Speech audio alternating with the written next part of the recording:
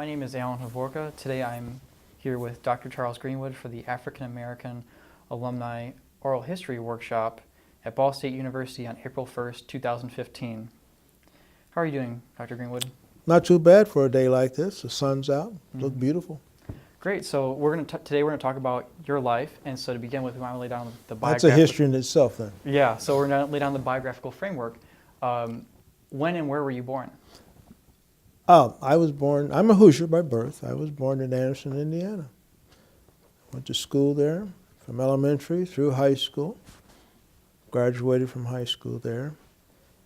And went into military service after that. And so can you tell me a little bit about what your home life was like when you were a little kid? It was an interesting home life. My parents were my father didn't have the opportunity to finish school. But my mother did spend, at that time, 2 years here at Ball State. And she finished in, I think, 1929 as a student here, one of the few minority students at that point in time, as she told me. And used to commute from Anderson to Muncie by interurban, which stopped right out in front of the building here.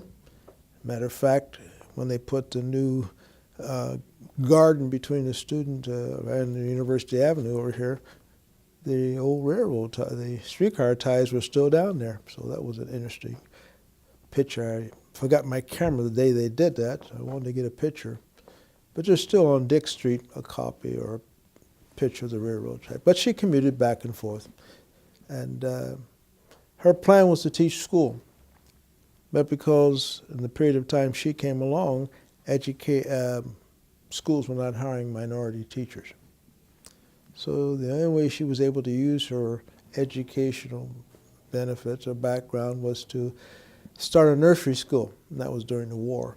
So she had a nursery school and for minority students so their parents could work. And she enjoyed that and had a good time with it. And so that sort of whetted my appetite somewhat for education. But I really didn't want to be a teacher. I wanted to be a pediatrician. And that was my goal, was to be a pediatrician.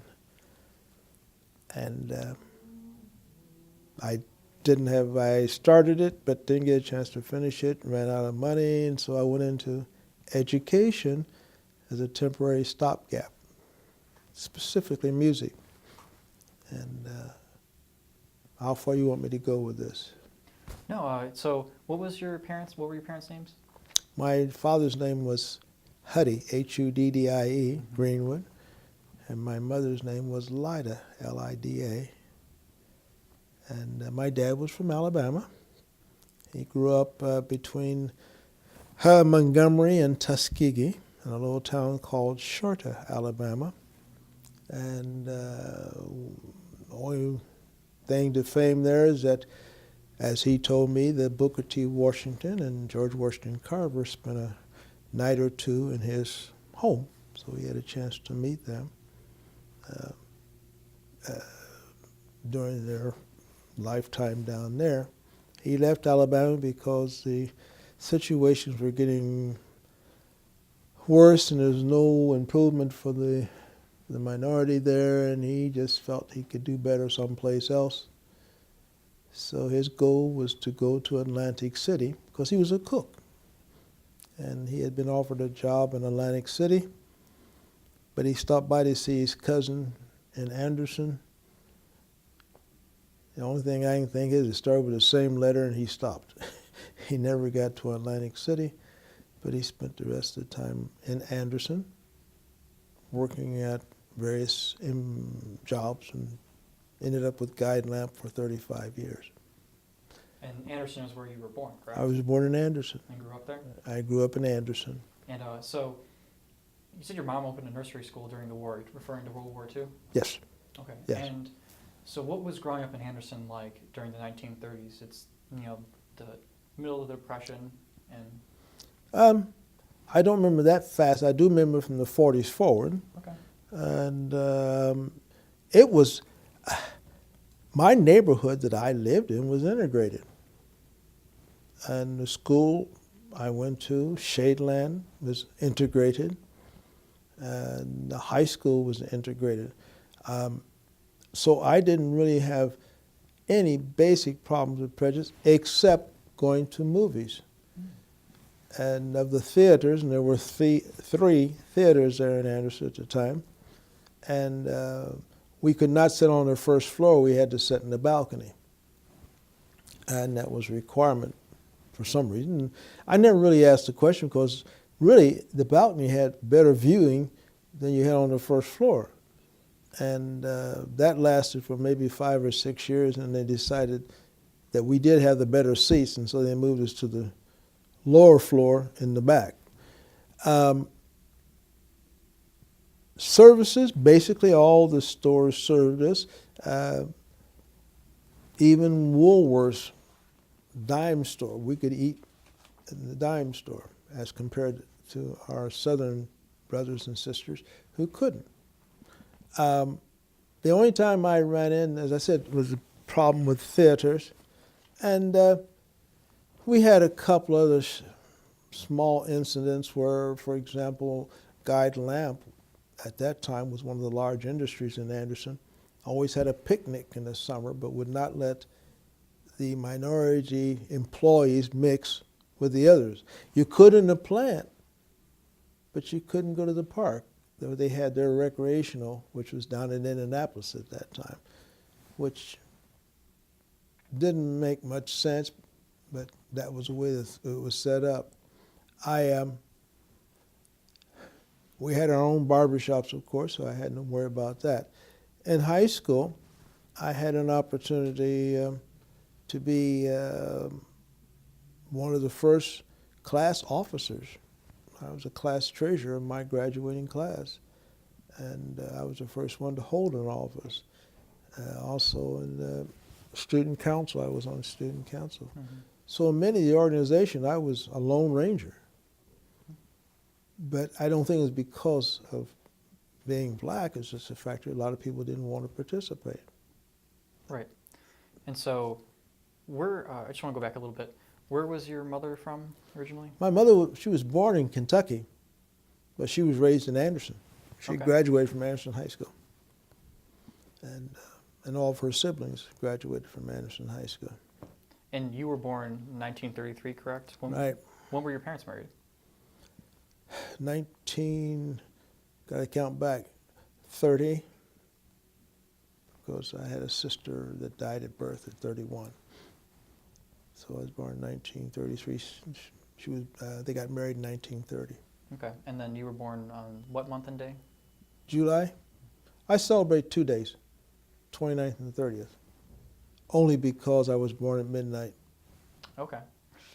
So I figured if you're born at midnight, you got 2 opportunities. And I've always told my children, if they miss one day, they can catch it on the next day. Now, if they miss the second day, they're out of the will. It's just the way it has to play this game, you know. Yeah. So you mentioned that you had a sibling who died at birth. Do you have any other siblings? I have no. So you're an only child then? Right. Okay. And then so when we did our research with the Muncie and the Middletown, on our side of Middletown, there were some like themes that came across that were really important to the black community here in Muncie, mm-hmm. and that was like the church and community and children. So what role did the church play in your uprising? Oh, I think church was the most important role because that was a place where we felt, if lack of a better word, free. Free to do what we wish to do, to serve God. And it was our gathering. So our Sunday mornings our church was always full, every Sunday morning, from children to adults. And because we could express ourselves. I think the older people may have felt the pressure more so than the children of that time, because we just did what we wanted to do, and not in the same way that the people in Alabama or other places may have had the restrictions. There were some, I think, restrictions, but we just didn't pay attention to them so much. like I said, our schools at that point were integrated. However, Indianapolis did have segregated schools. There were 2 segregated high schools in Indiana at the same time I was growing up. One in Indianapolis and one in Evansville. But Anderson was very open. Did we have conflicts? Oh yeah, we had conflicts. Was all the neighborhoods like my neighborhood? No. As I said, I had whites living on my street. Matter of fact, right across the street from me was a white family. And we played together. And we ran around together. Many of my classmates, even today, there's a group of us from my high school class that meets every third Thursday of the month. It's about 25 of us get together. We're all getting older, but we're still good friends. And I'm still listed as the treasurer of my high school class. So it was a different, in my situation, a little different of it. Did I face segregation? Yes, I did when I grew a little older and I went to Indiana University. Because now I'm south. Mm-hmm. I'm south of Interstate 70. It changes. I can recall, maybe I'm getting ahead of you. Yeah, we're getting a little ahead of here. So right now I want to focus on what your early life was like when you're growing up in the community. Fine. So you mentioned that you had a lot of freedom within the church to do things. So in what ways did that freedom manifest in things that you guys did as a community? I think, I'm not sure, I can't speak for today, but I think during that period of time, because we were so close, that we did activities together, we did picnics together, we took care of each other. If something needed to be accomplished, the church pitched in and helped out. And it was sort of ironic in my situation, the church I attended, the pastor was blind, but he was very outspoken and did some wonderful things in helping us. We had organizations, we had clubs, we participated in even some city activities at that point in time. So Anderson at that point was a little progressive, I thought, and at least it seemed to me. Mm-hmm. And we didn't have the concept of riding on the back of the bus. You could ride it where you wanted to ride on a bus. Do I have to get off the street when somebody comes? No. And many of my friends were white. So I had both races to work with and to play with. So it was more open. And I think the church helped to do that. Our church was associated with it was a Baptist church, and it really was the first Baptist church, but we didn't have a baptismal at that church, so the other church, which was called Second Baptist Church, had a baptismal. So to thank them for letting us use their baptismal, we switched names. First became second, and second became first. And to this day, that name still sticks with it. Okay. And what was your home life like? Since you were an only child, and it was just you and your parents. Let me back it up a hair. I did have a half-sister. Oh, you did? Okay. And, what was her name? Mary. Mary? Okay. And the home life was, my father and mother were very strong, even though my dad did not finish high school, on education. And it was because of the people I think he was associated with within Guide and Lamp and outside that pushed education. But I had some restrictions. I had to study. I had to keep my grades up. I had to work at it. I went through elementary and high school and never missed a day of school. Whether it makes me a brighter person, I don't know. But it made me enjoy school. But my dad, I had no choices. I didn't know there was a choice when I grew up to say, are you going to go to college? I had no choice. My dad told me from day one, you're going to go to college. You're getting an education. I didn't know there was a choice till after I finished college. I could have said no. I could have done something else. My mother said, you will go to college. What will you be? I don't know. I wanted to be a doctor. My grandmother said too. Fine. So, I mean, it was just in my household, which included my grandmother, there were 3 adults and myself. What choices do you have other than go to school? So I took music, I took history, geography, psychology. I took all the subjects I could take. I love to learn. I love to take things apart also. But my dad encouraged me to experiment on everything, to try it. But I would go to college. There was no questions asked, no choice was given. And so I did. And but now I learned that I did have some alternatives there. I could have done something else. So in our research, we found that education seemed to be a staple in every African American Yes. household. It's the Why only is that? way out. Only way out.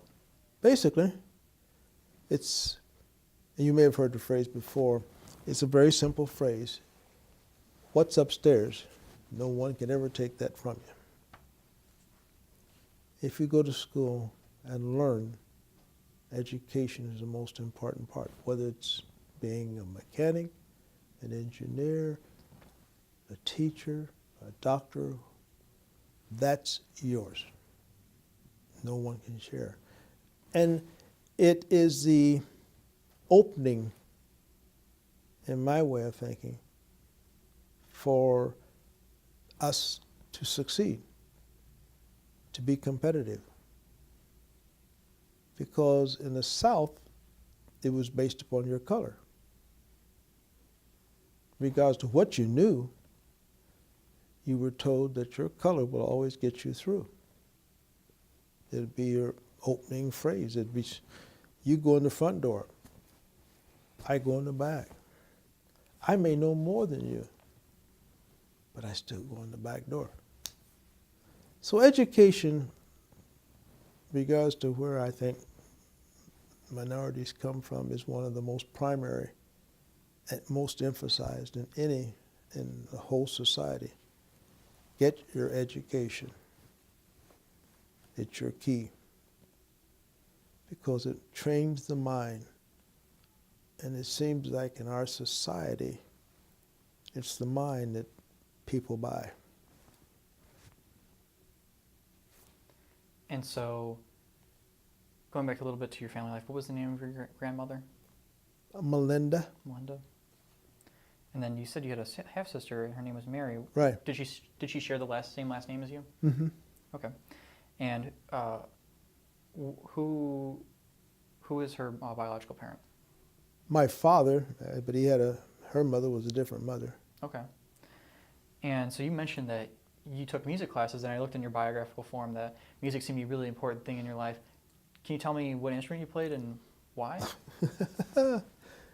Well, I play them all now because I've studied it. I have a degree in music, as well as history, as well as psychology, as well as a few other things, student personnel. But anyway, I play a trumpet, and I played in the marching 100 down at IU briefly.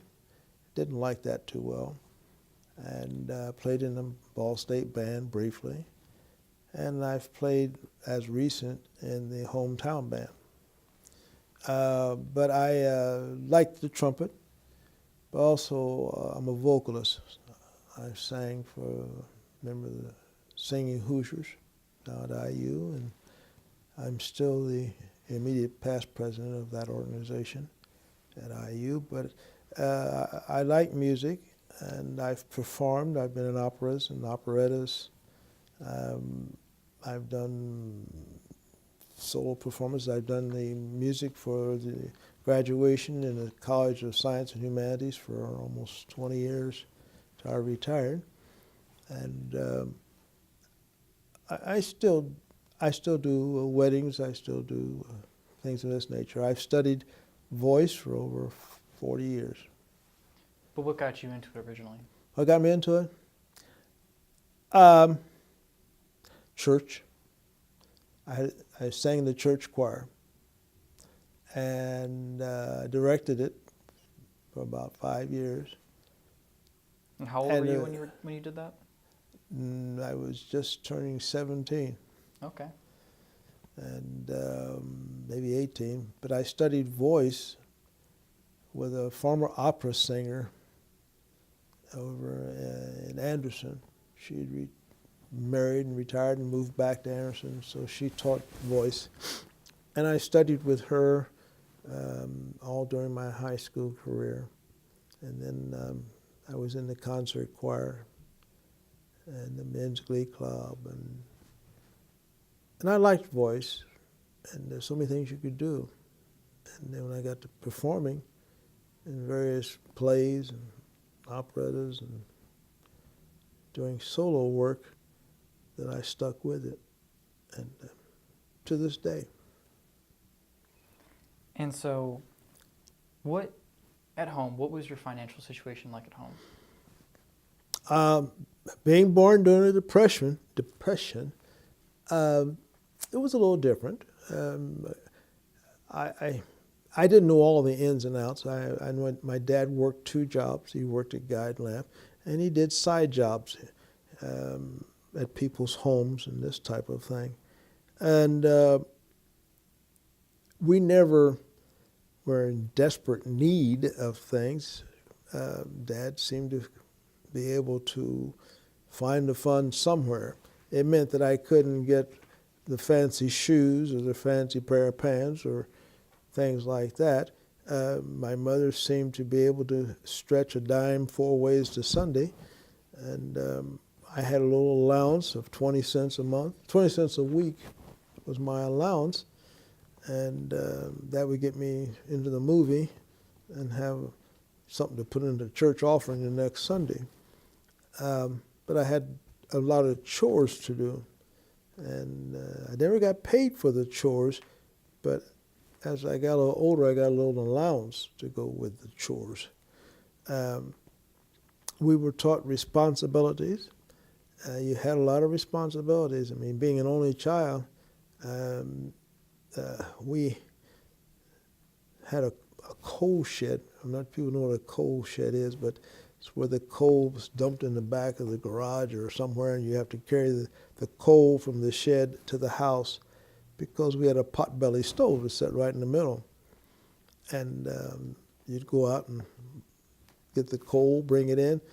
And one night I forgot to do my chore, and my father made me go out in the pitch dark about 10 o'clock at night to do my chore.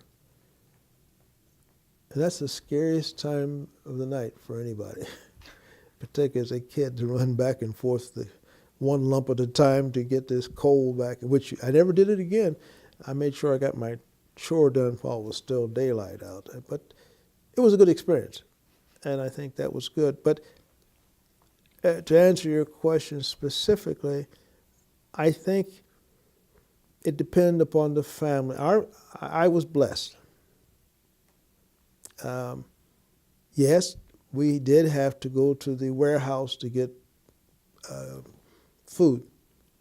That was called a community warehouse or some type like that. We'd take our wagon. We didn't have a car at the time. Walk 6 blocks down to the warehouse and get canned goods. They gave you so many cans and of food, but had no labels. So you may end up with 5 cans of beans or whatever it was going to be, a 5-pound bag of flour, 5-pound bag of sugar, and some other ingredients, I'm not sure what it was. But my mother would take all that, and when she got through, you had a wonderful meal. And so I didn't want for food as a child, but it was, I think the parents were able to either disguise what they did or made it seem as if it was a very easy road to handle. And I didn't recognize it. My sister or I didn't have any problems with that. And of course, then she decided to get married at an early age, so that left me by myself. So did you know families then that did struggle? Some did. Some did. I think we were not the best example of having as many problems that I knew of. I think there was some that lived down the block from us that they had a hard time paying what little rent they had to pay, because rent was not that expensive. And it was a factor that they were able to make ends meet. Now, the part that I remember was very short because the war kicked in. And when the war took off on December 7th in 41, hiring went sky high, and my dad was able to get a job. Was he? So where did he go work during the war? He worked at Guy and Lamp Okay. during the war. And prior to that, he had worked at odd and end jobs. But when the war kicked in, he was at Guy and Lamp. And therefore, the economy shifted a little bit, and we were able to have more food. And we were able to, because he drove 3 other guys to work, he was able to get an A ration card, which increased his gas, and our ration book changed too. So we had. So he got a car at this time too? He got a 1937 Chevy. Okay. And so going along with that, what was it like growing up and witnessing World War II happen around you? Because at this time when it kicked off, you were about 8 or 9 years old? That's right, 8 years old. And so what was that like, experiencing World War II as a young child? His income changed, of course, and we were able to have a car, and we were able to have a little more food, and he was up to go in himself, but again, they were listed him as a 4F, so he didn't have to go. So he missed both wars first. See, my dad was born in 1900. So he would have made this First World War. He was 18. Then he missed the Second World War because he was a 4F. So anyway, we had more food, we had transportation, and we were able to do things. We still didn't buy many clothes. My mother had to give up her silk hose, because at that time silk hose were cheap, but when the war broke out, they needed them for parachutes. And so they went to leg makeup and all that stuff. And so was there a lot of things that your family gave up so that they could contribute to the war effort? Oh yeah, we didn't got less. Well, I used to get sugar. We gave up sugar. We gave up cocoa. We gave up good meat. We had a lot of soup because of the war. And my dad only had a car and gas because he was riding other workers back and forth to the plant. And so he was able to do that. I had to get a little jobs during the summer, help out a little bit financially. And so it was not the easiest for us. During the air raids, they bombed our house twice, but that was all right too. That was a practice run. They dropped flour sacks out of an airplane, and they'd wipe your house out. But the warden would come along and put a sticker on the house that we'd been wiped out. But that was practice in case we did have war. But the Interesting. churches came through. The churches were, again, the church was a basic, I think, a lifesaver for most of us and helped us out. Okay, so then I want to shift into your school life a little bit. So from elementary school to high school, what was that like, and what were your interests? My interest in elementary school was, and it was in high school too, was track. Loved to run track. Never could handle baseball well, and I was never good at basketball, but I loved to run. So track was one of my favorite, and enjoyed that. And to this day, I still enjoy track. My high school was pretty conventional. Again, my classes were mixture of minority and white. I had no minority teachers, so I never saw a minority teacher until I got into college. But I do remember that the teachers I had were very, to this day I know some of them were very respectful. I was treated very well. I felt that I had an opportunity because I was interested in education.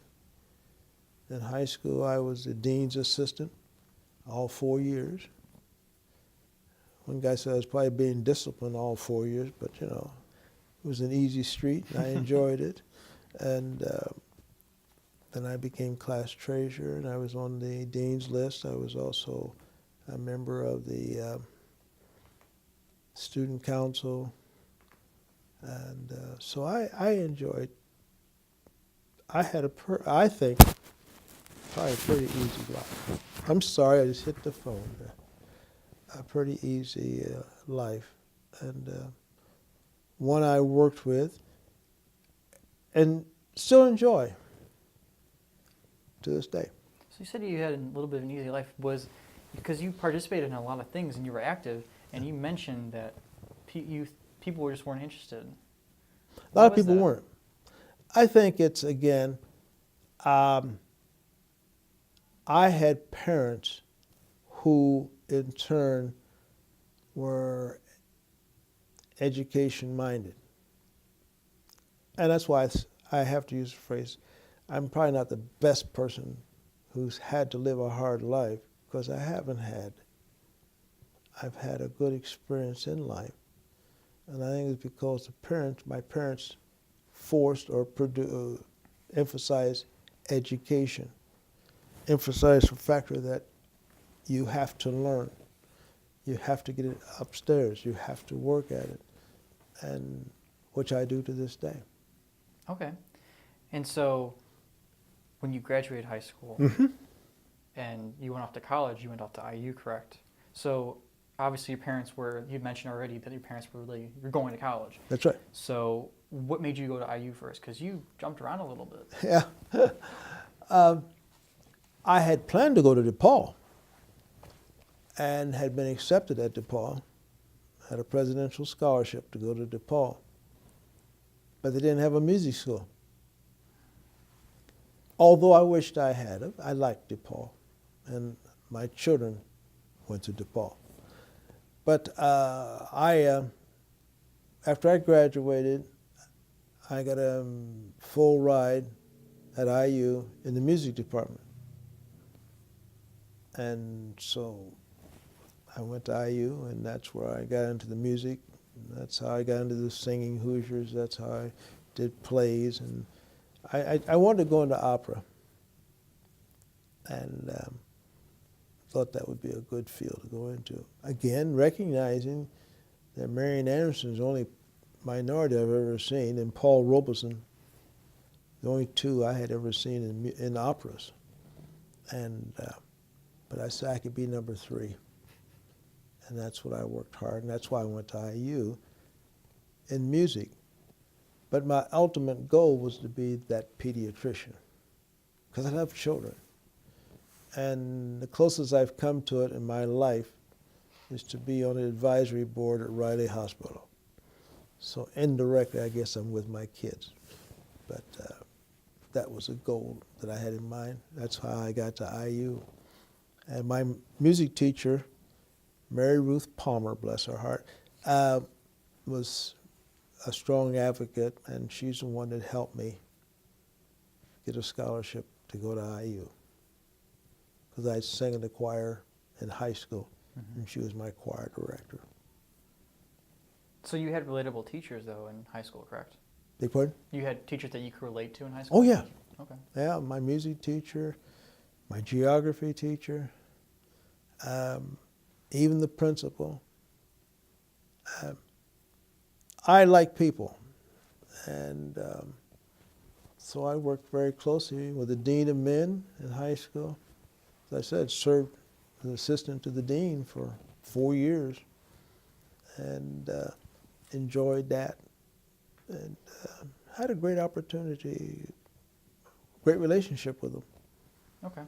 And then so you got that full ride to IU, and then what? After I went to IU, I only spent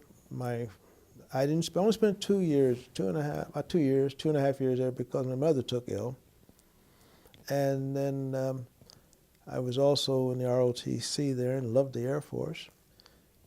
But she took ill, I came back here, and I wanted to continue my education and be close to my mother, being I was the only one at home with my dad. And then I said, well, why not go to Ball State? So I came to Ball State and met a gentleman here, Dr. Robert Hargraves, who was who the school's named after. And we struck up a good friendship. I did some babysitting for him, and he gave me small stipends, and I started working for him. So in a year and a half, I'd finished my college career, but I finished it in music. And I did some operettas here. I did some performances here. And it was my mother's school, so why not? You know, I enjoyed it. Had some wonderful history teachers. Dr. Everett Farrell, bless his heart. He was a wonderful man. I did some work for him and did some papers and wrote some things for him. Then I met Dr. Cooper and worked with him in science. So I went across the whole gamut. That was when Ball State used to have what they call the raking parties. At the fall, all the students would get together and rake the rampart out there. But as a minority student, it was interesting too, because we only had one place together, and I was in the basement of the student, well, not the basement, it was in the first floor of the student center, in the, would be the northeast corner. We had we take over the Victrola there, or the, wouldn't call it a Victrola. What do you call it? Music machine. Music. That shows how old I am. They got. I know what you're talking about. I can't think of the correct name either. It's got a. You put dimes, quarters in it, you know, make the thing. Oh, the jukebox? It's like a jukebox. Yeah. Anyway, that was our little gathering spot, because at that time I had, again, Anderson's a little different than Muncie. We couldn't live off campus. We had to live off campus. We didn't live on campus. Most of the students lived off campus. And I commuted. I said, I'm not going to go through that. So I had a 1940 Chevy. I called it a tank.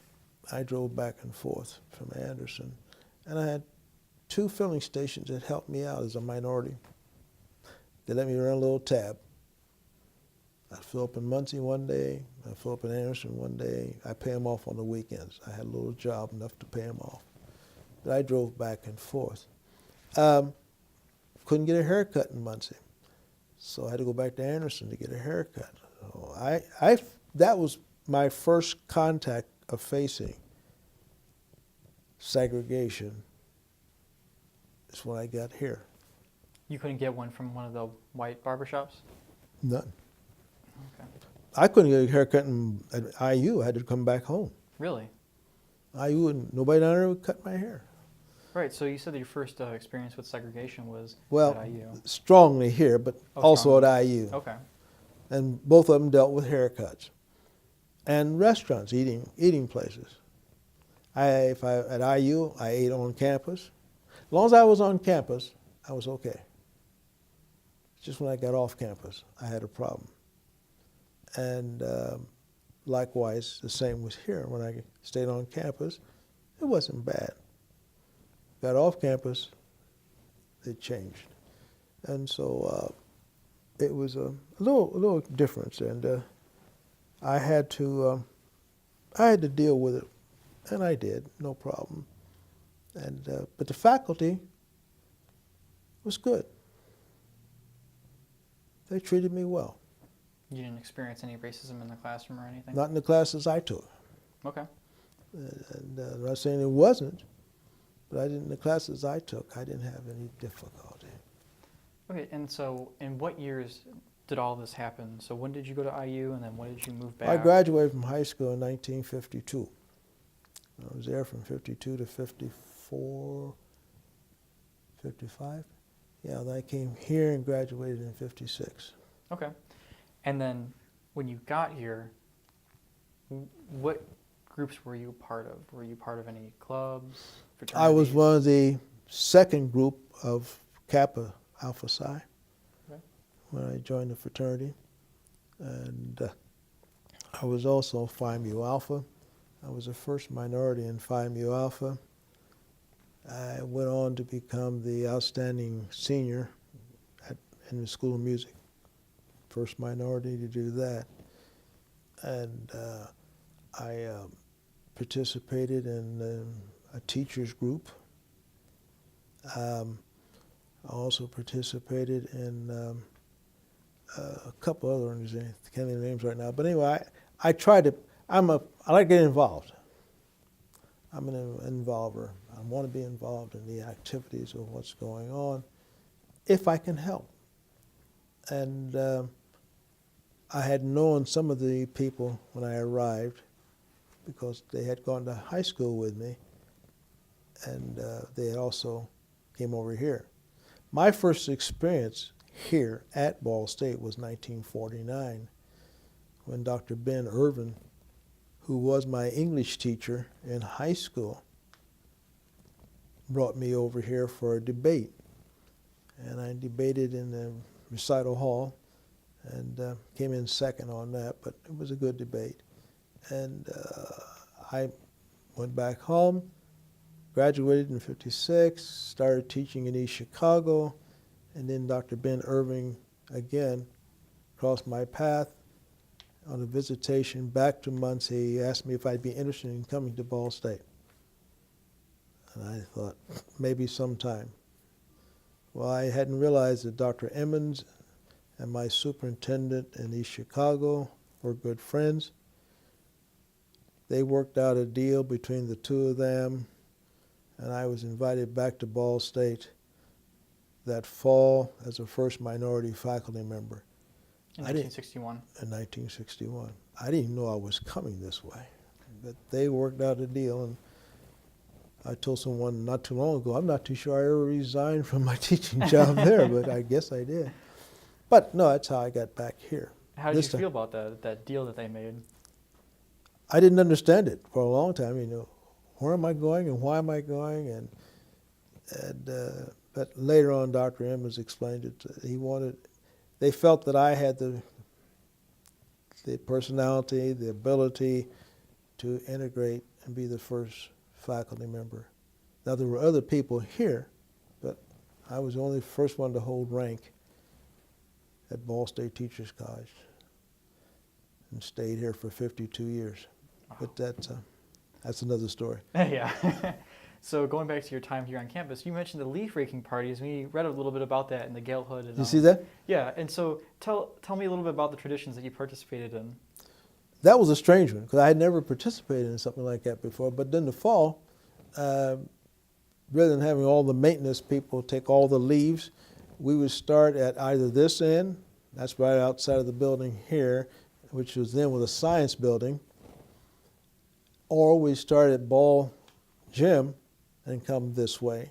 And we'd rake that whole area where graduation is held, and that we'd rake the whole area, get all the leaves up and pick it up that way. Of course, freshmen had to wear beanies too, but I was not a freshman, so that made it nice. I came as a transfer student, and I had some credits under my belt, so. So you didn't have to wear the beanie? I didn't have to wear the beanie. Were you happy about that? I was happy about that. And so, at this time, Ball State was a very a provincial type community. Where Yes. It it was a somewhat isolated. And did it feel like a little community? To some people. To others, because again, as a minority, you weren't included in everything. If you were an industrial arts person, you stuck with your industrial arts people. Or if you were in history or whatever area you were in, you stuck with that.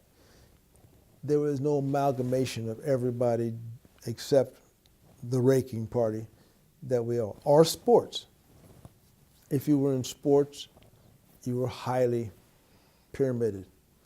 And we had some good teams. And basketball also.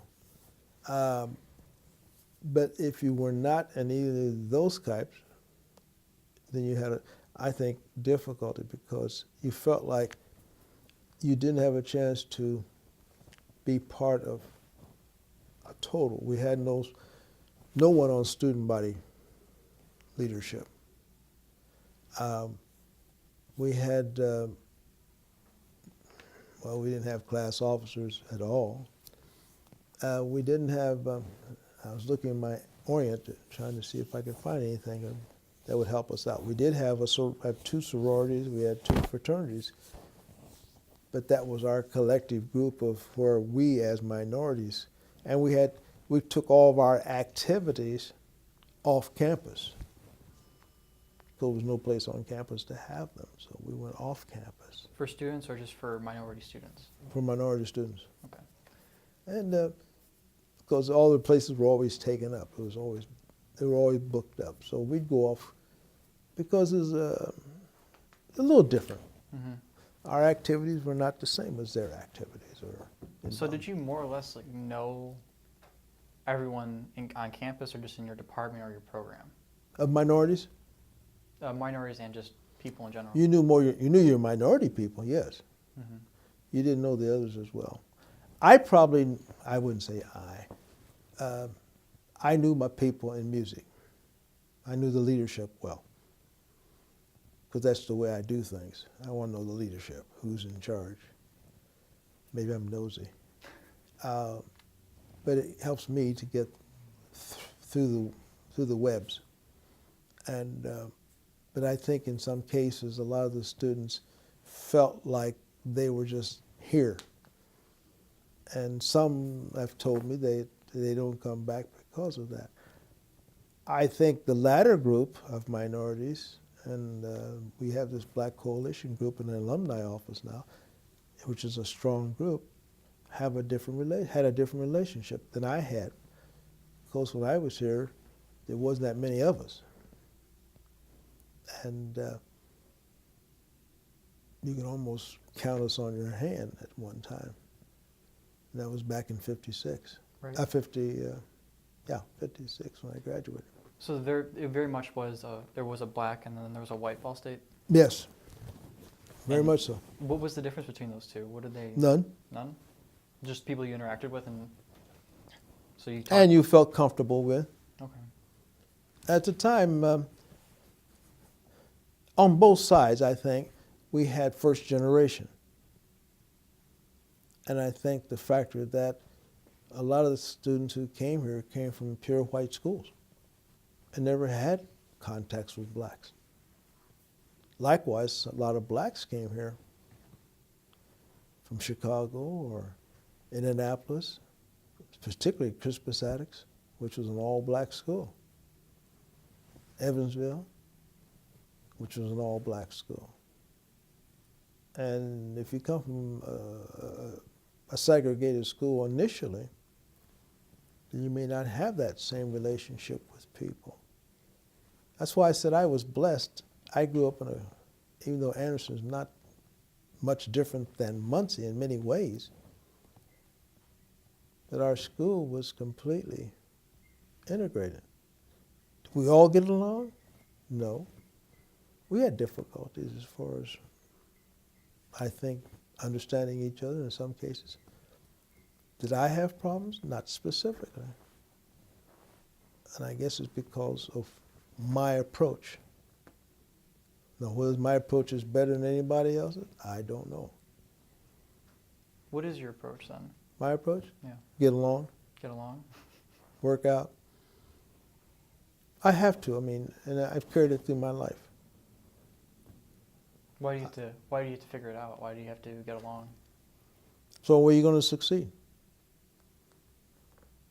If you are not in control, that means you got to take what's coming. But when you're in control, you can do what you want to do. Until such time you're in control, you take, I don't mean you knuckle under, I don't mean you acquiesce, but you work. You try to compromise, you try to make it work out. And so was that kind of characterized your move through college and then here to Ball I think State, so. trying to work with people to get to a position where you could affect change? Yes. Okay. And so going more into your campus time, at this time Dr. Emmons was very much considered the father of campus in a lot of ways. So how well did you know him personally? Very well. I got to know he and his wife very well. Matter of fact, I sent him an invitation to my wedding, and he sent me a gift, which I have to this day. What did he give you? Glasses. Glasses, yeah? Like just regular Drinking glasses. Drinking glasses, okay. Right. Gave me a whole glass set. But I knew Dr. Emmons very well, and he and Eileen. I made a purpose of knowing him. I went out of my way to get to know Dr. Emmons as a student. Matter of fact, he and I have a picture on one of the catalogs that Mr. White wrote, and, which is somewhere in the archives. But I spent time with him. I learned a lot from Dr. Emmons, and I think maybe that helped bring me back when he asked for me specifically. So at this point, you guys had already had a long-established relationship. Oh yes, I'd known him. When did you marry your wife? 1960. Okay, so then this is before he had offered you the job, that he would have sent you those glasses. That's right. Well, yeah, we got married in 1960, so he sent me as a wedding gift because I knew him as a student, Mm-hmm. and I had worked for him. I did some music for him. I knew he and his sons, and as a student. And who is your wife? My wife, Dr. Theresa Greenwood, Okay. she's now deceased. Okay. And I just want to clarify, you mentioned that you were part of Kappa. Kappa Alpha Psi. And then what was the other one? Phi Mu Alpha. What is Phi Mu Alpha? It's a music fraternity, Okay. honorary. Okay, so it's a 9. Okay. And Also, I belong to a business fraternity too. Can't remember the name of it. Epsilon, well, that's all right. And so you mentioned that there was some difficulties that occurred while you were here on campus between the black and the white at Ball State. What were some of those in particular?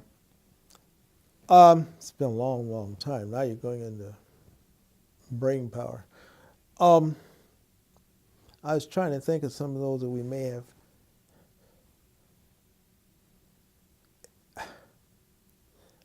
I can only, I'm not even sure about the history of that now. It's been so long ago. It's 50 years ago or longer. There was some conflict. Well, I know one of the conflicts we had was over housing. There were some minorities wanting to move closer to campus. And the old adage was they called on the phone and it had been, oh yeah, we got a place. But when they got there, the place wasn't available. And he had turned right around and rented to a white student. And so we went through some of those. And some of the administration was very helpful in trying to, I remember Dean Byro was a strong proponent of breaking this thing up. And he said, if you can't rent to one, you can't rent to the other either. And so a lot of that helped change some of the housing situation. Housing was one of the biggest, I think, sore spots. And rather than fight it, I drove back and forth. I only stayed on campus twice, and I stayed in the old Baptist house, which was right across from Elliott Hall at that time. I spent a couple of nights there, and I stayed in Elliott Hall on the 3rd floor once. I'd had college life experience, and I said, I don't need that ever coming out of IU. So I commuted. I was a commuter. Okay. And so this was post-war United States. So what was that atmosphere like at Ball State? Because there was more and more of a veteran population coming in.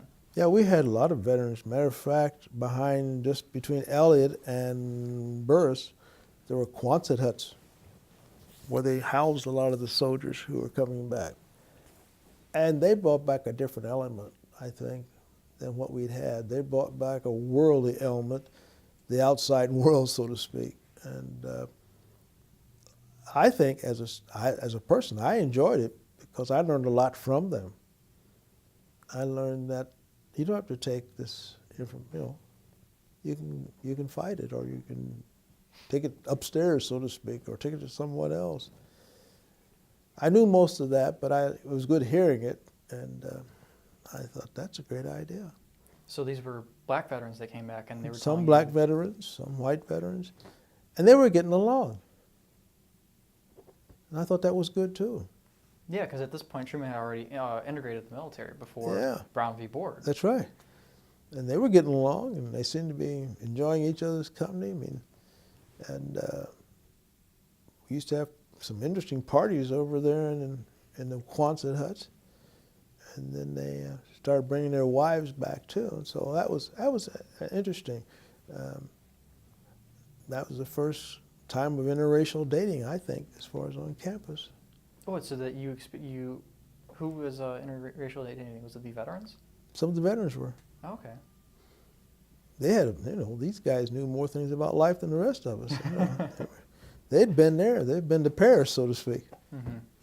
So it was a new experience, I think, for the total campus, which I digress briefly is the fact that when I first came on as the first minority faculty member, I was not accepted as being black.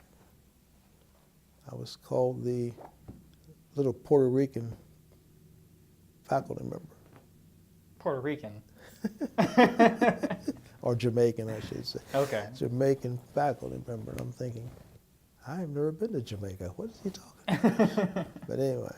Yeah, and another person said, as far as he was concerned, Ball State will no longer exist.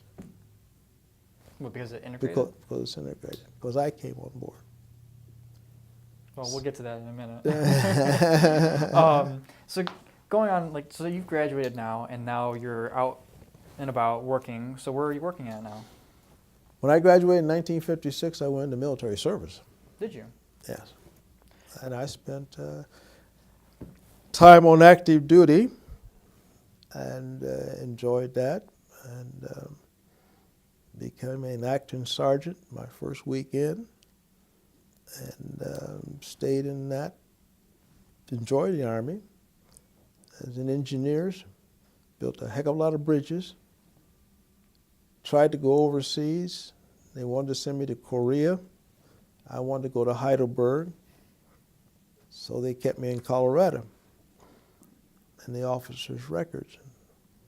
I spent, then while in Colorado, I decided I needed to further my education, so I went to Colorado College.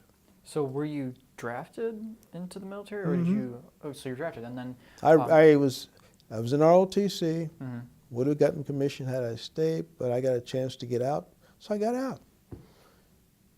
That was a bad mistake. I got drafted. But that's all right. Yeah.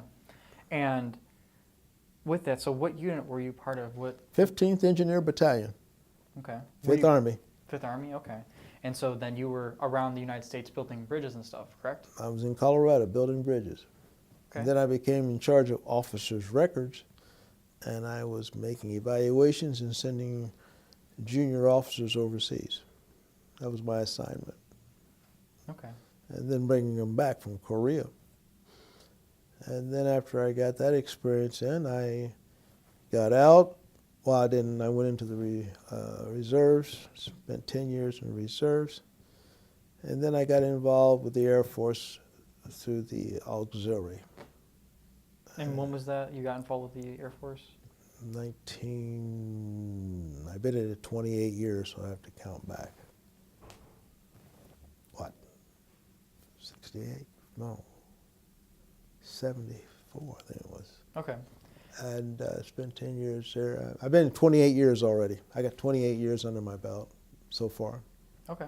And then so you said you went to Colorado University while you were stationed. Colorado College Colorado, okay. in Colorado Springs. And what were you pursuing there? I took musical therapy. Of course, I was trying to use my music as a therapy because I've been seeing some of my soldiers coming back, and they needed help. Mm-hmm. And music has been found to be one of the aspects of helping people to relax and to be able to release some of the problems they may face. So a good course is musical therapy that I was using, wanting to get more experience in. So I worked towards that. So is that what you got your master's in then? Partly. Partly. Mm-hmm. That mixed that with a few other things. MA's in education. My doctorate's in higher education administration. And where did you get those at? Master's here. My doctorate from IU. And I have also student personnel. Okay. As and a so cognate. How long were you in Colorado? 3 years. 3 years? And then in 1959 you came to East Chicago? Came back to Chicago, met my wife, and got married in 1960. Our first child was born in 1961. Next one's in 64. What were their names? Lisa Mm-hmm. and Mark, M-A-R-C. And Lisa graduated from DePaul. Mark finished at Rhode Island School of Design. So what led to the job opportunity in East Chicago? They wanted a music teacher. Matter of fact, my wife was a music teacher also. She graduated from Millikan University. And I liked East Chicago. It's the only place I've ever been in my life where there's 52 nationalities in one city. But we both left. We both needed teaching jobs. And she's from Decatur. She was from Decatur, Illinois, even though she was born in Cairo, Illinois. She's my little Egyptian, I call her. But ironically, from Anderson to Decatur, it's 180 miles. From Decatur to East Chicago, it's 180 miles. From East Chicago back here to Muncie, it's 180 miles. It's a triangle. So we call it our love triangle. And we traveled back and forth through the triangle. But we both taught music there. And that's when Dr. Emmons wanted to integrate and brought me here in 1960, whatever, 61? Mm-hmm. Yeah. And so now you're back at Ball State, and you're Yep. the first professional black faculty member here. And you mentioned that you had got a little pushback at first from some of your people here on campus. Yes, quite a bit. I was never one, as I said, the one fellow called me, I meant to say Jamaican, little Jamaican professor. And another one decided that housing was our biggest, and you may have seen that in Tony's book. Mm-hmm. We had a housing problem, big time. And we had designed a home to be built, and the fellow that was going to build it went all the way down to the line except for signing the papers. And said, I can't build for a black person. I'll lose money.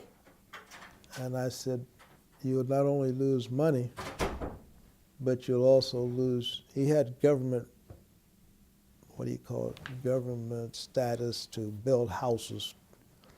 Right. I'm a veteran. I'm a GI, so you can build a house for me. We went through that argument, and he refused. Well, needless to say, I made a complaint, and he lost his whole contract with the government. Wow. So at that point in time, I had a problem. But I did finally get a house because of a faculty member who just was moving and leaving, and I moved into the house. However, it was interesting because it took a lot of the neighbors to help me to get through that, and neighbors would take their children and walk the block. The city took down the street sign so people couldn't find me. And the neighbor that lived directly next door to me was very excited about we're moving there because she said they're bringing their maid and butler. So I was supposed to be the maid, we were the maid and butler for this new family that's moving into the house. Until she found out we were moving in the house, and she sat in the middle of the street and cried. Really? She She just broke down in the middle of the street and cried? middle of the street and cried. Because We moved in a black family is moving in. That's right. Needless to say, she only lived there 6 more months and they moved and went somewhere. I don't know where they went to.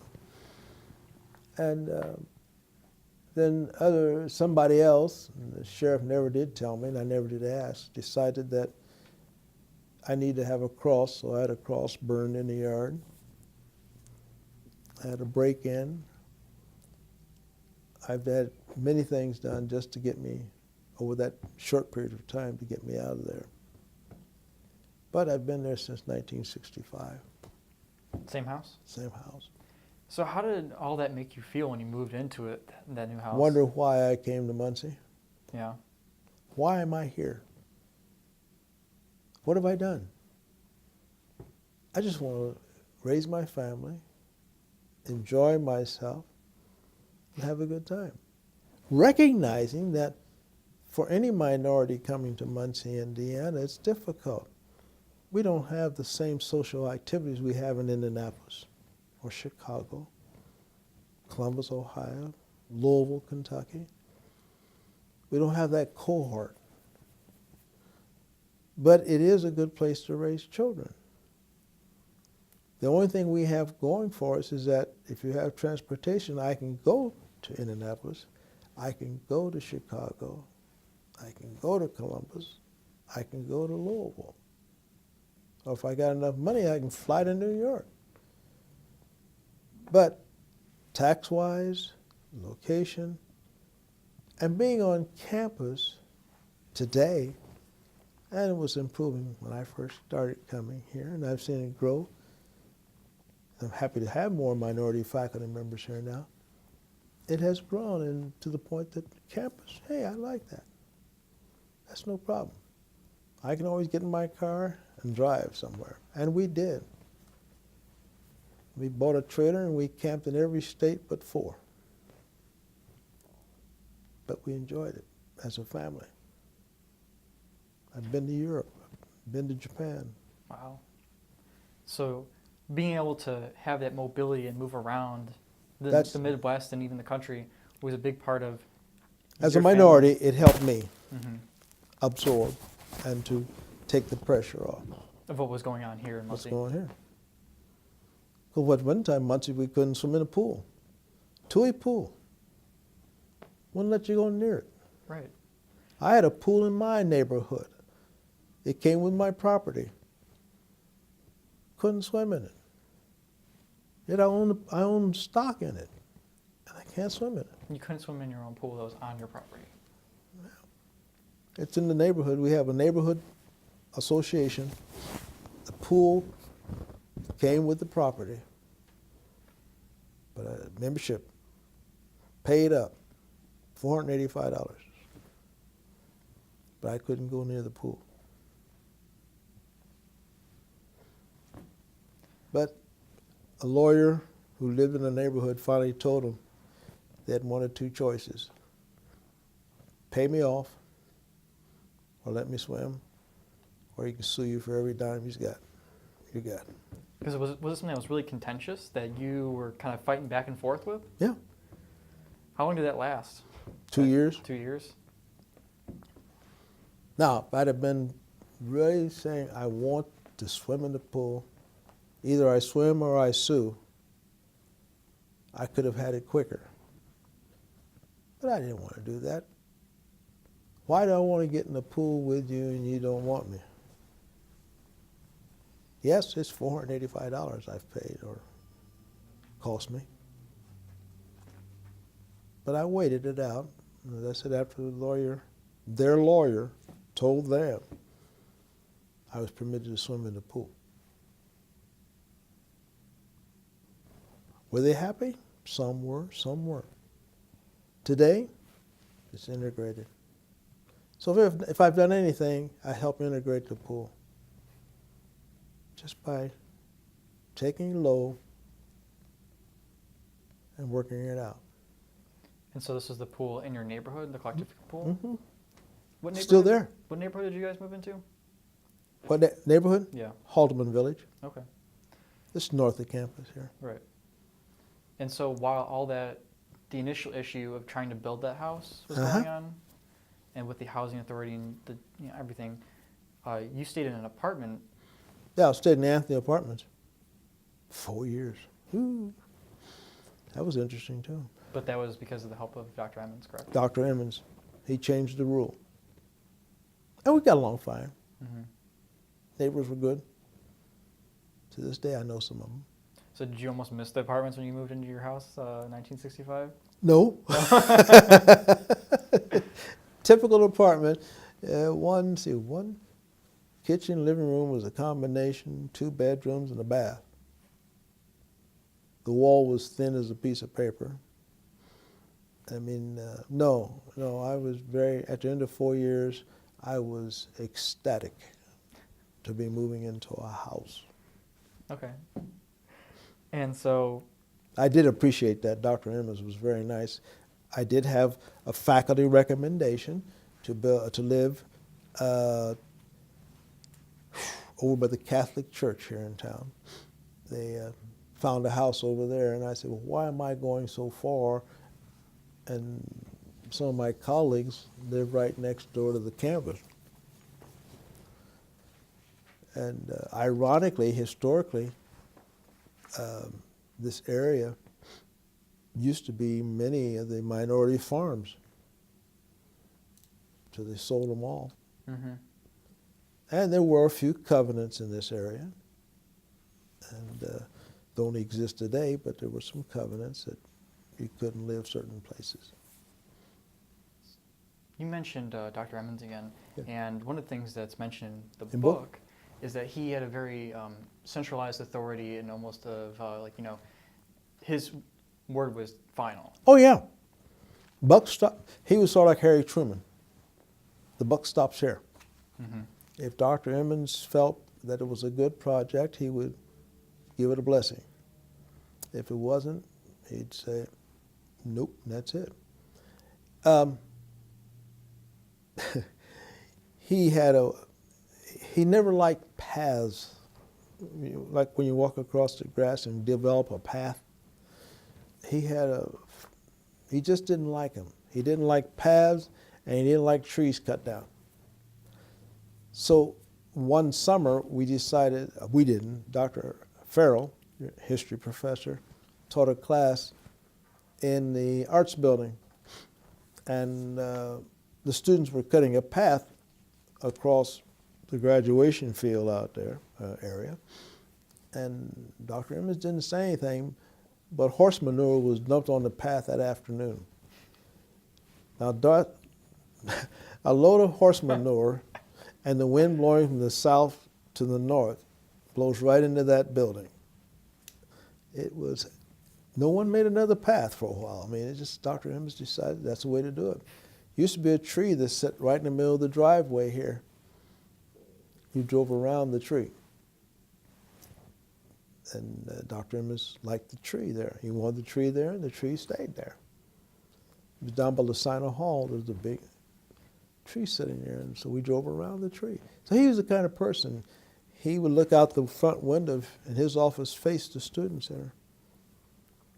And if he sees students walking across the grass, he'd get up and walk out the door and say, "Hey, we don't walk across the grass." And, he was just the kind of person that's, if he liked something, he was really it. And I felt honored when he sent us a set of glasses. And anytime he needed something, I was right there at his doorstep. He was just a great man. I enjoyed working for him. But how did it make you feel the way he had it, the buck stops here? Oh, I enjoyed it. You enjoyed it? That's all I knew. And he was fair. I don't remember any occasion, at least in my relationship with him, where he was not a fair person. I remember I went in a couple of occasions to ask him to do something, and he said, no, we won't do that, Charles. And I said, fine. That's cool. I can handle that. Other times I would go in there and he'd say, well, that's good. Let's try that. I think it might work. And we dealt with something out of the music department that I was working on. He'd say, let's try it. So he was always up front with me. Now, I can't say that for everybody. But in my relationship, because mine may be unique. I may have the most blessed way of having things done. It's the way I approach life. Okay. So when Dr. Emmons brought you here, what was your job? He brought me in as a academic advisor. It was called a cricketer advisor at that time. And I was responsible for, we used to do the total alphabet, but I had H-I-J-K that year. People's last names who began with H-I or J or K. And I was their counselor. And we had to have the total catalog memorized at that point in time. Mm-hmm. And we had freshmen through seniors in our alphabet. And matter of fact, my office was on the second floor of the ad building, and right where the old president's office used to be. Matter of fact, I was in the bathroom there, right next to the fire escape. But he was the kind of person that you could work with, and you respected very highly. And I have not had any problems with any of the presidents I've worked for. But again, excuse me, I'm not sure I can speak for all people.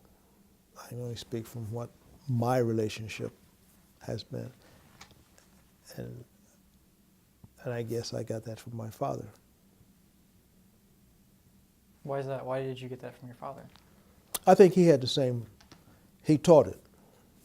My dad always said that, and again, maybe he brought it from the South. He was very outspoken, my father was, to the degree that he would let you know if he didn't like something.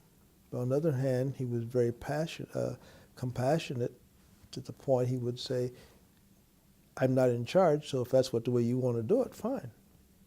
Then we'll do it that way. It may not work, but we'll try it. And I've taken that same attitude that if I'm in charge, that's the way it'll be. If I'm not in charge, it's your ball game. I'll work through it. I may not like it. If I don't like it, I'll leave it. Okay.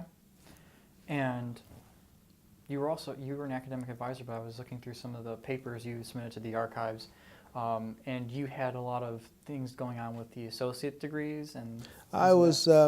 Ball State didn't have associate degrees, so I helped develop the associate degree program here as a way of a stopgap and trying to get people. The goal is to get you through school. And most people don't realize it, that their first 2 years, they've almost earned an associate degree. Then they drop out because of health, jobs, marriage, many reasons, and never come back. So I worked with trying to help that program along, saying, you've already got half of it done. Let's award you for the half you got done. In the back of my mind, I'm saying, too, that if I give you half of it, it ought to whet your appetite to get the other half. So that's how I got into that. And so what was the outcome of all that work then? Quite a few. I had quite a few students do that. And I think we're still working on doing it now to this day. We're still using some of that to get these students through, bringing them back in. Because it's nothing any rewarding than to have that. But if you've already invested in it, why not get something for it? And that's the game plan that we've been using. And I'm doing some research now, presently, trying to see what we can come up with. Okay. But with that, wasn't at the time Ball State having a hard time with retention and dropout rates as well? Mm-hmm. And so were you tasked then with trying to find a solution, or was it just like something, like you're an idea you had? Both. Both? It was both. Yeah, we were trying to retain, and we're doing better. And but we still have a large cohort of students out there who are either under the impression that they didn't get anything or wanting to do something to get it. And so I'm hoping that as the university moves forward, that we're able to do something of that nature to enhance and encourage students to go on. And when you came to campus, Mm-hmm. you came to campus at a very interesting time, because it's right before Ball State Teacher College becomes a university. Right. And then subsequently, it's almost the end of Dr. Emmons' tenure here. Right. So with Ball State becoming a university and its changing environment, what was it like seeing it transform in such a short period of time? I personally think it was a little confusing because we were a teachers' college, and we were looking at it saying, okay, what does this really mean? And Dr. Emmons didn't really want to change, I don't think. I think he wanted to keep it that way, teachers' college. But in the latter days, he decided it was, why not? And so I think he joined the bandwagon, and we went to the state legislature, or they did, and got us. I think Indiana State, well, they made that second move after us. And the reason I use Indiana State, they're our mother. We used to be part of Indiana State at one time when we were back in the teachers' college stage, and then we had our own separate boards, and then we finally had joint board, then we had separate boards, then they decided to become a university. And it was a mixed emotions because I think those individuals who had graduated from a university thought it was a great idea. People who had not graduated from university at that time thought, what is it? What are we going to do? What's going to be different? And I think the difference, as we see it today, was a great move, that we became that university, became a mature educational institution. And at this time also, with it changing into the university setting, there's also a growing number of minority students on campus. Student population had gone up before the faculty had gone up. I was still, for 10 years, the only faculty member. And so with the growing student population, the growing, in effect, growing minority population, what was that like seeing more students, it was interesting, students of color coming? Because I think it opened up housing. It opened up relationships. It also brought into play, I think, the factor that we knew we had two institutions, black and white. It was identified by having Miss Black Ball State. All of a sudden, you got now two Miss Ball States. And that was an interesting experience, too. I mean, and I think Brenda Green came along about the right time, and she and Bob Foster both, to enhance that and make it balance out, because they both were advocates of one Ball State, I think, but we had to go through that stage to get to that stage. And I know that I keep saying housing, but even living in the dormitories, there were more minorities living in the dorm. There became more student, whatever you call them, in the dormitories that helped kids out, RAs. So it was a new Ball State for me. And I liked it. I really did. I do. It was now we're becoming an institution of one, just different colors. And I liked that part of it. And with the growing population of minority students, and at the time you were still the only black faculty member, correct? But Bob Foster came on, and I was here in '61. There were three or four of us. But I spent time on the road recruiting. I went to Xavier. I've been to Texas. I was down in Florida University. Saw fit to send me on the road to recruit more faculty members, and because we wanted a diversity, and we're getting that diversity. And so, did you develop any strong relationships with some of the minority students on campus, since there were so few minority teachers? Yeah. Bob Foster was strong at that, and I worked with him on that. He and Bob Cody, and we started various programs. I was on the Martin Luther King committee for 8 years, I think. I don't think it exists anymore now, in which we tried to identify minority students so we could give them scholarships and funds to help them in their education. We tried to develop more and more programs, and then Brenda came along and expanded that. So we've seen it's growing now. It's doing well. Okay. And then at this time, there was a little bit of activism going on at Ball State. Yeah, more sororities, more clubs, integrated clubs, and students begin to mix more. And it's been a wealth of things have changed since 1961. Right. But in 1968, when Emmons was giving his farewell speech, were you there when the 50 African American students got up and left? Mm-hmm. What did that? It bothered me. Bothered you? Because I didn't know, and to this day I still don't know what caused that. I've suppressed it, I think. I just don't know what set that off. We had that, and one year some of the faculty were upset because the Omegas decided to come out in the black tams and whatever that meant, and they were standing on the corner opening the door at Teachers College. They wondered what that meant. It's just a lot of little things that.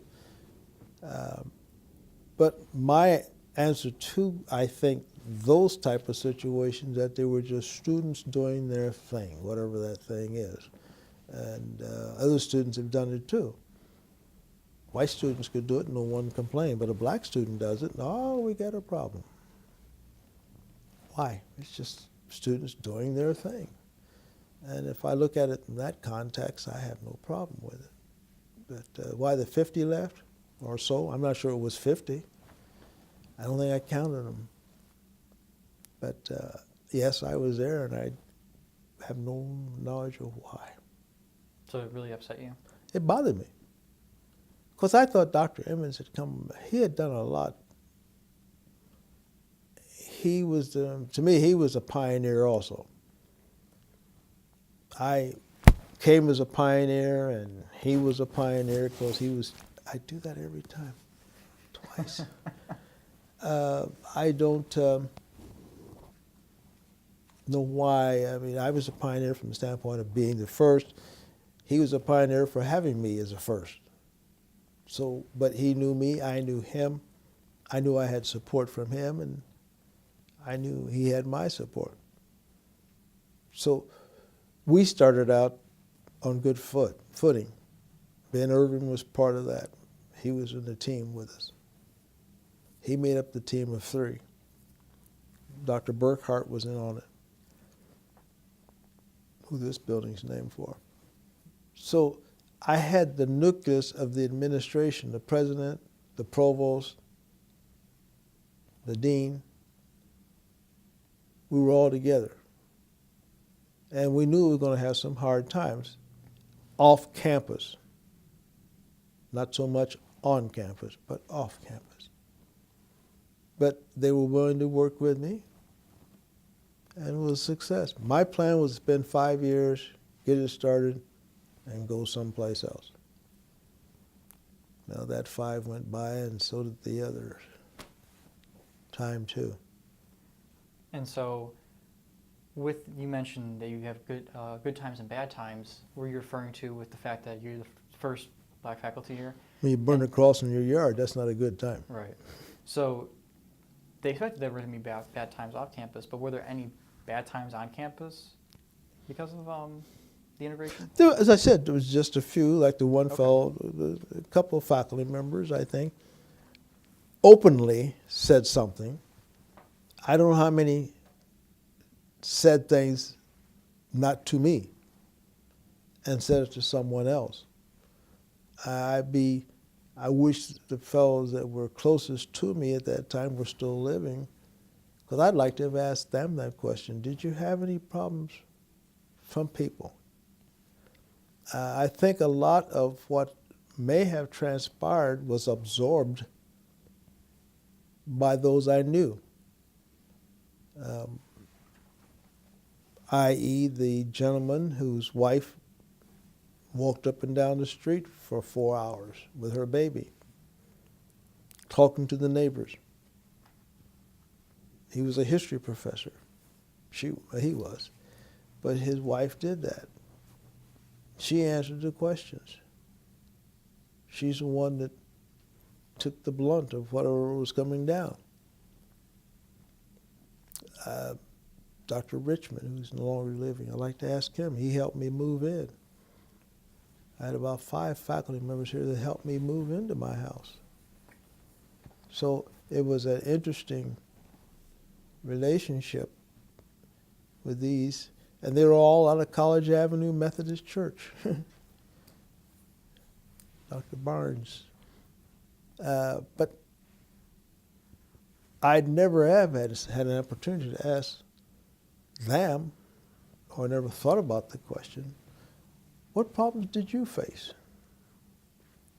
Did you absorb it? Because the only thing I did was, of course, got absorbed with the burning, the break-ins, few words, not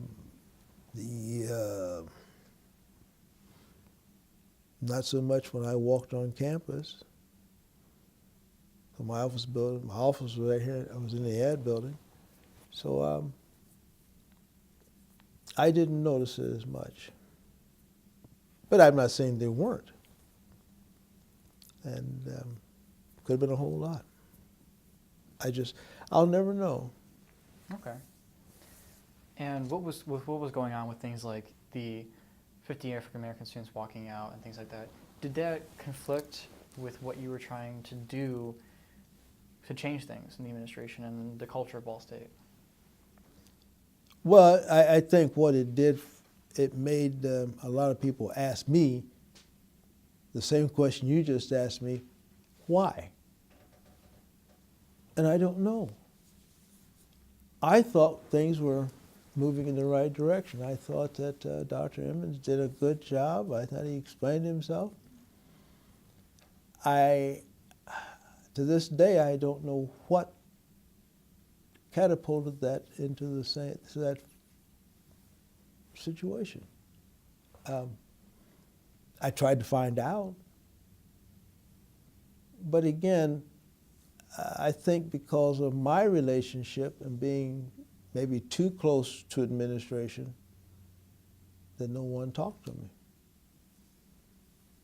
There's plus and minuses in being too close. It's good to be close. It's good to have that, but it's also a negative because other people look at you and say, well, I don't know where you stand. And I hope they didn't.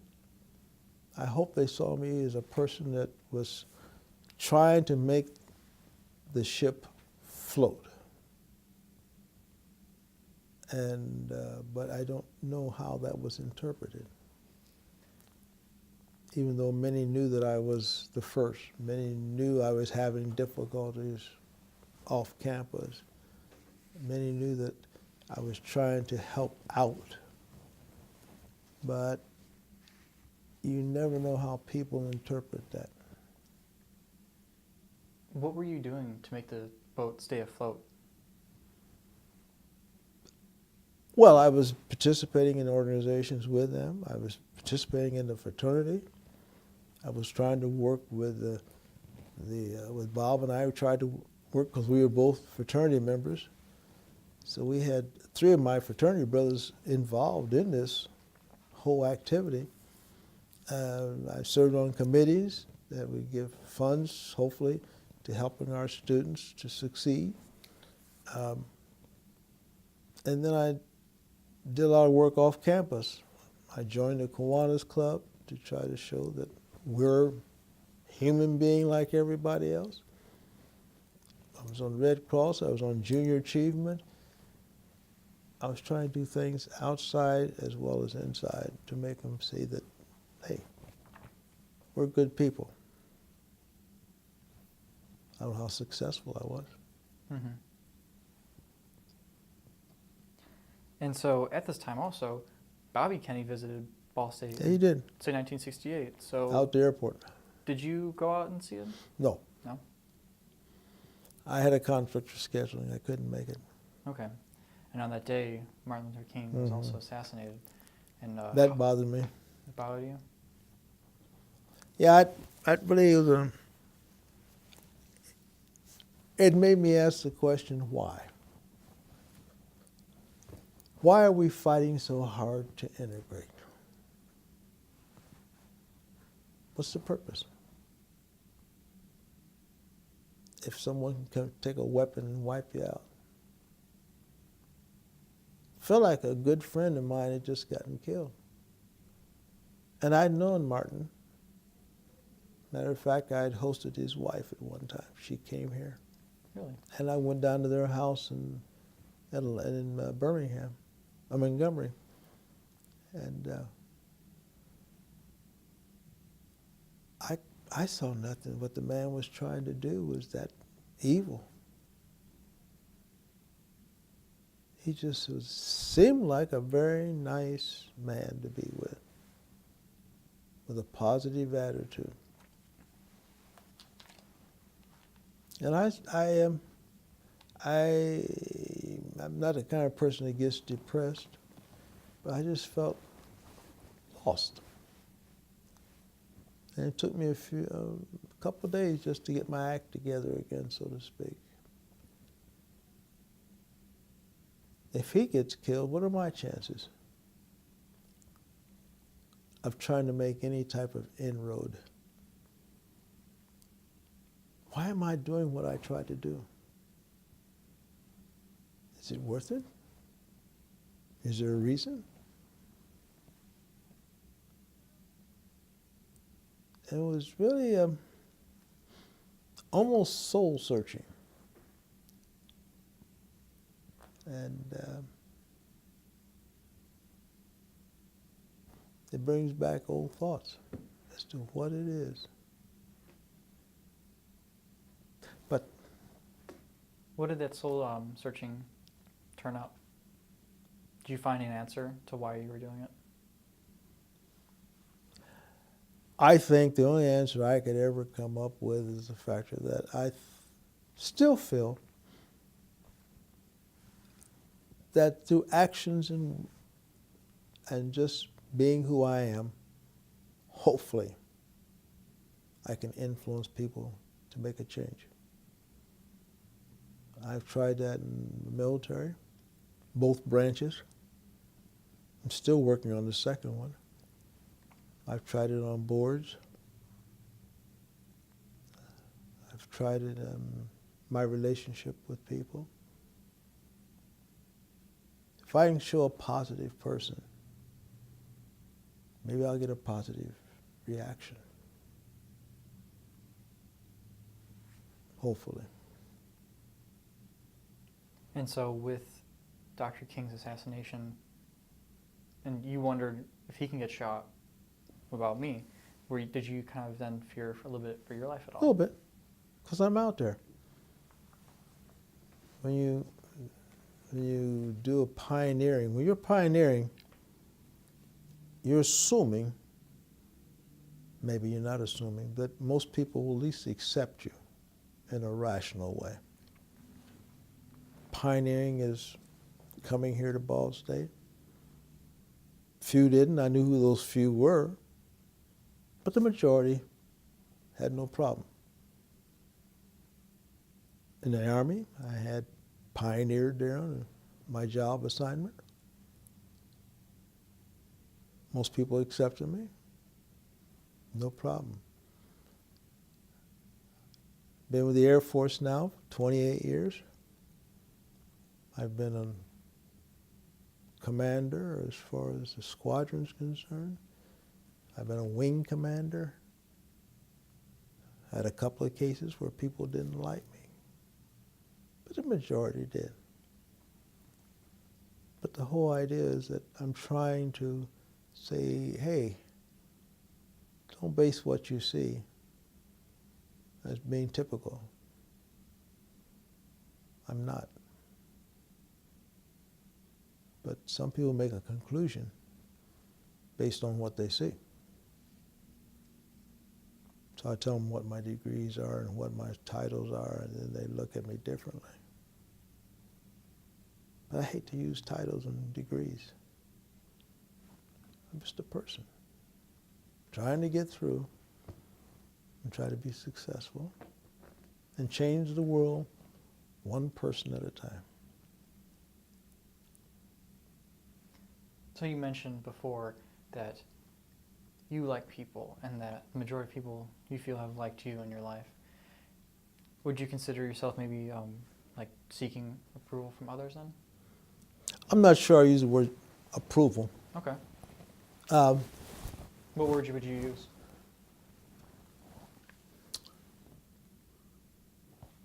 Seeking maybe respect.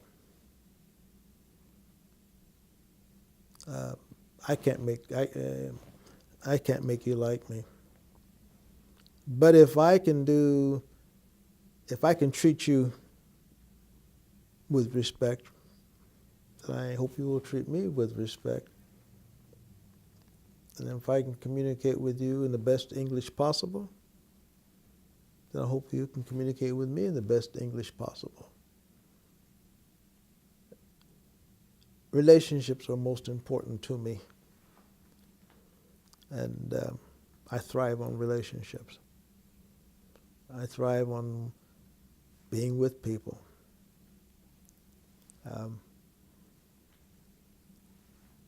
Even when I taught my classes, I felt the same way. And why are relationships so important to you? It's life. It's life. None of us are lone rangers. Some people think they are. You can't get along in this world by yourself. So even to the person that I go into the grocery store or the supermarket and someone is kind enough to wait on me, then I'm kind enough to be respectful for that person. I go to the barber shop. I tell the barber hello, and he says hello back, and we chat. Why should I go in there grunting? Why should I go in with an attitude? respect is the most important part we have in our life, I think. And relationships are at the top of the heap. I don't ever want to be disrespectful to anyone in regards to their job. The guy that's mopping the floor is just a champion as far as I'm concerned, versus the chief executive sitting behind the desk. And that's where I treat all the people that I'm associated with. Okay. And so going back a little bit, in the 1960s, Vietnam is going on right now. And you mentioned before that you'd known faculty who had been there and who had been veterans. And Yeah. so what presence did Vietnam have on this campus? I think Vietnam was a misunderstood war. And I think those who came back, I think, found themselves not being respected and not being able to be understood because they didn't understand. It wasn't like the Second World War. We've done this, we've done that. Vietnam was a war that the men and women came back disillusionment. They were confused. They had fought a war that people didn't quite respect. It wasn't a conventional war as the Second World War was, or the First War, or even Korea. Now, Korea had some problems of its own, but the guys came back looking for acceptance and respect, and I tried my best to help as much as I could. I take the guys and we'd chat, spend time with them, those that I had met. They tell me they're from Vietnam. Hey, we're good buddies. But I think, I can't speak for the total campus because I don't know. Okay. But I know in my relationship, I found it was something that had to be required and something we had to deal with. And I felt that my little part of the world was anytime we had faculty members who were back from Vietnam, I wanted to help them out and talk to them. I still have a relationship with one in Indianapolis to this day. And just try to be there. Being a veteran myself, I understand. On campus, there was some protests that were going on. There was the one where they dug the hole in front of the administration building. Yeah. What did you think about that? I didn't think too much of it. I understood it, don't get me wrong. You didn't think too much of it in what way? That you didn't think highly of it, or you just... Well, I'm not too sure what it was going to prove.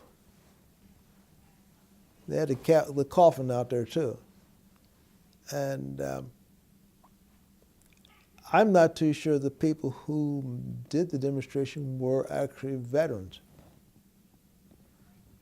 To this day, I don't think they were veterans. I think they were people who were against the war.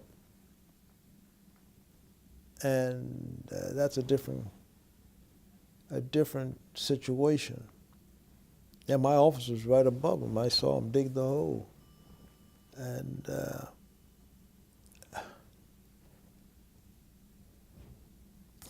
I think, personally, the time could have been utilized better. Was it disrespectful maybe in any way? No, it's just, we just don't know why. Okay. So a lot of things that were going on with activism on campus, you just didn't understand why, the intent or the purpose of it?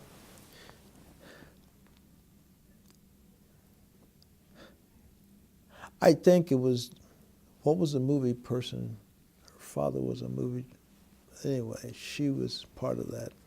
I think it was a lot of people who did not like the war. And that's understandable. But as a veteran, we took an oath to uphold this country and to protect this country. And to come back and to deal with groups who may not be veterans, but are trying to take a stance on a war which none of us understood. I had a problem because I'm protecting that guy who went over and sat in a foxhole and had to fire that weapon. And I'm thinking about him and what's going through his mind at the time, because he stood there and took that oath to protect his country, even though you may not understand what it's all about. And every soldier or every veteran that has taken the oath of service, I'm a proponent for. I work for, whether it's the wounded veterans or whatever it happens to be. Because I'm one. I know what they're going through. I know what their problems are. Now, social, that's a different ballgame. Okay. All right. My name is Alan Hovorka, and we're continuing our conversation today with Dr. Charles Greenwood. So to pick up where we left off, we were talking about more nationally with protests and activism that was going on in the 1960s. Mm-hmm. So you mentioned that you didn't think there was much of a purpose I didn't say I didn't think. with what was going on campus. Yeah. But what did you think about the stuff that was going on nationally? Again, I felt nationally there was some things going on that were being, I think it was people who were doing it were not veterans. And a lot of the protests we have in our society are not organized by veterans. It's people outside. And maybe that's all right. I mean, I have no problem with that. But I thought we're forgetting the people who are on the front line. And I felt that's where I had a different of opinion. The people on the front line who are actually being shot at or having to live through this, we're forgetting them. And I think when the Vietnam veterans got back, we didn't honor them. We're only beginning to now honor them. We honored the Second World War. We had parades. We had all kind of recognition for the Second World War. Korea was just not as good as the Second World War, but at least we did recognize some of the problems in Korea. But then Vietnam was just sort of like, oh, well, they're back. And that hurt. And as a veteran, that hurt me. I think I wanted to at least put my arm around them and saying, welcome home, guys. We did it. Or maybe I had questions in my mind, why? And I still have some of that, but I didn't want to show it to the boys or the girls coming back. I wanted to support them. And I think that's one of the things I tried to do even today. I support the veterans coming back even from Afghanistan or Iraq because I'm a veteran, and that's important. And so with being technically a pioneer here at Ball State, with being the first professional black faculty member, how did that make you feel with aligning with what was going on nationally?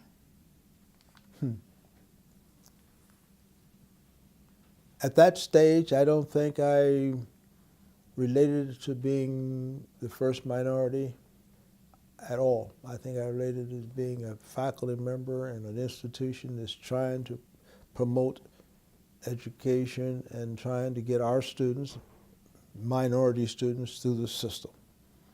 And I think as a counselor, that was one of my goals. I took on more students than I had to, and most of them were minorities because I felt the counseling they were getting may not be what they needed. So I increased my load, and some of my colleagues let me do that. And because I wanted to get my students, because again, going back to my background of education being most important, I felt that all the minority students I worked with, and one of them became my sister-in-law, was able to get through the system in some way, form, or fashion. And to this day, I've got many that have called me saying, "You got me through the system." And but that was my goal. I saw myself as being their rep. If someone had problems, I've even called faculty members to say, this person has been here or there, had a problem. Can we help this person out? Okay. And so now going in kind of into the 1970s with Emmons being gone, and then there was a little bit of a friction between the faculty and the administration developing over salaries. What was your perspective over that? Because Well, I felt I was on the short end of the stick. I felt that we were going through a system which no one, again, here on campus, we didn't understand too well. And I felt that in one case I think I had 5 people reporting to me, and my salary was only going to go up very small. And another person only had 1 person, they were getting a higher increase. And I thought, well, wait a minute, this system is just not working. It's just, we were coming from a salary schedule that was designed by the administration of that time into this, whatever they were going to call this new system. And it just didn't blend well in our minds, and in my mind specifically. And I seriously thought about leaving. I was considering that, I could make more. Not that I went into education for the money aspect of it, but I felt that if I'm going to be doing equal work, then I should be getting compensation for whatever that is. And it was just a system that I felt was flawed in many ways, personally. And I thought that, and those minority faculty members with me felt the same way, because we had increased by that time. I felt that we were not getting a fair shake on that one. Now, were the others getting a fair shake? I don't know. I didn't ask them. But I know the minority faculty members felt like we weren't, and we compared notes. And so, what kept you here? What kept me here at Ball State? I think my children were growing up, and my wife was working on her doctorate. And I felt that I needed to have stability. And I looked at the salary at other places, because I was thinking about going to Iowa. I had a good chance to possibly go out to Iowa. By the time I looked at the salary, the travel, the compensation, it would cost me more to go than I'd make. And the cost of living was different.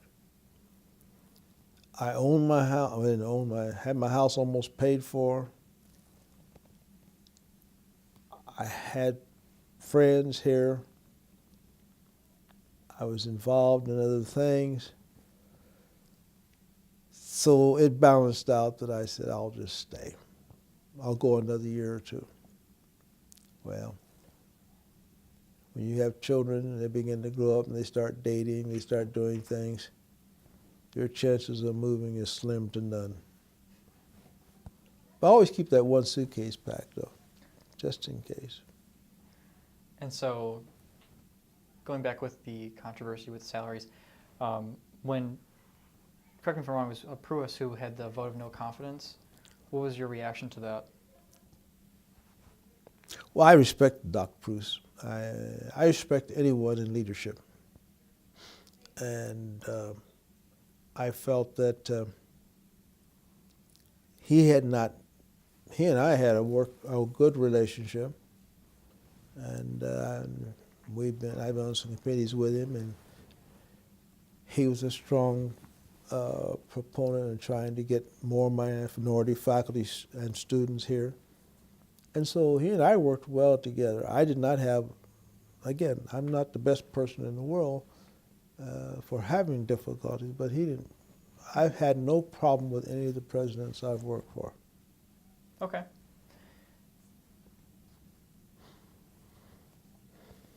But moving forward with the, because there was a divide that was created, wasn't there? Yes, there was.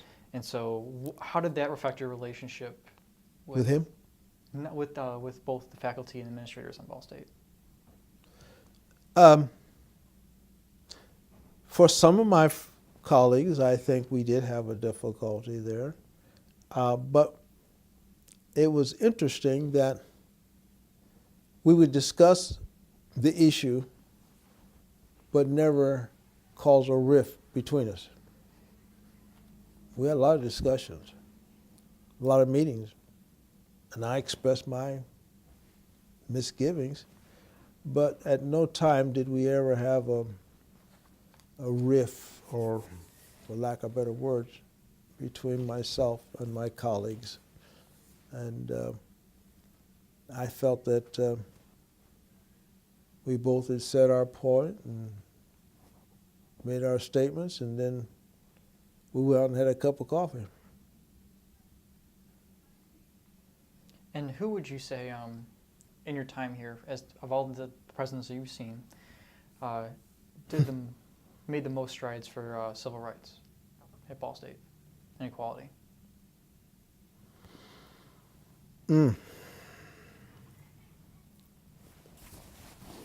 That is probably an opinion, a personal opinion of how you see that person.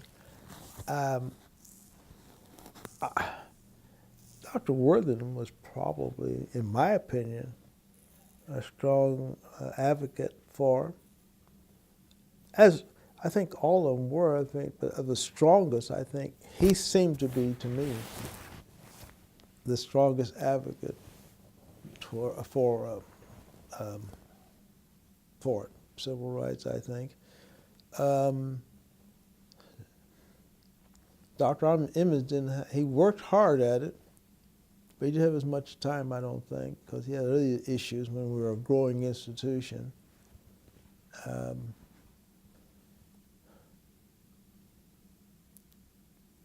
to think who else would have been. Dr. Burkhart, in my opinion, he and Dr. Barrow were both strong, but Dr. Burkhart was only an acting president.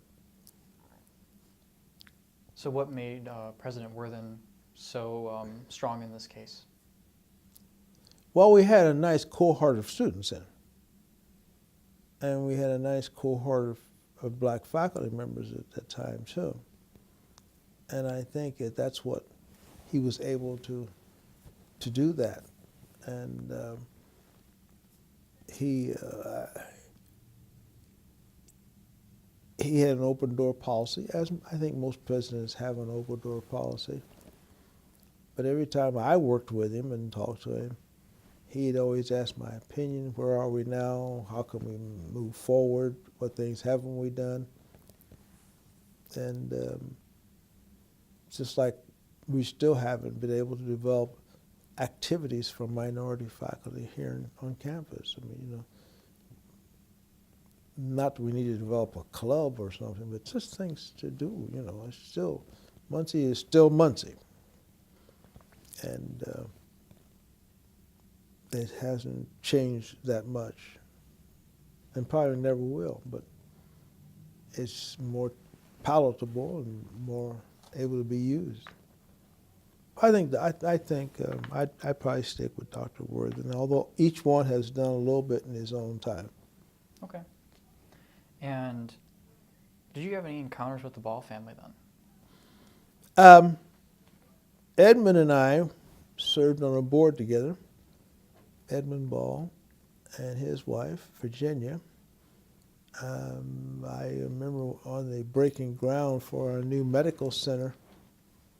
And the only reason I know that is because I've been on the hospital board for 10 years.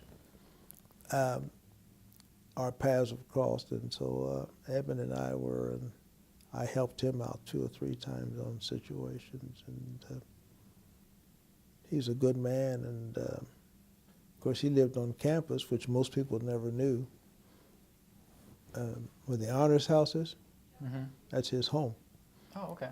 That's where he lived, and there used to be a tennis court behind that house, and he played tennis back there every day, and he'd walk through campus every day.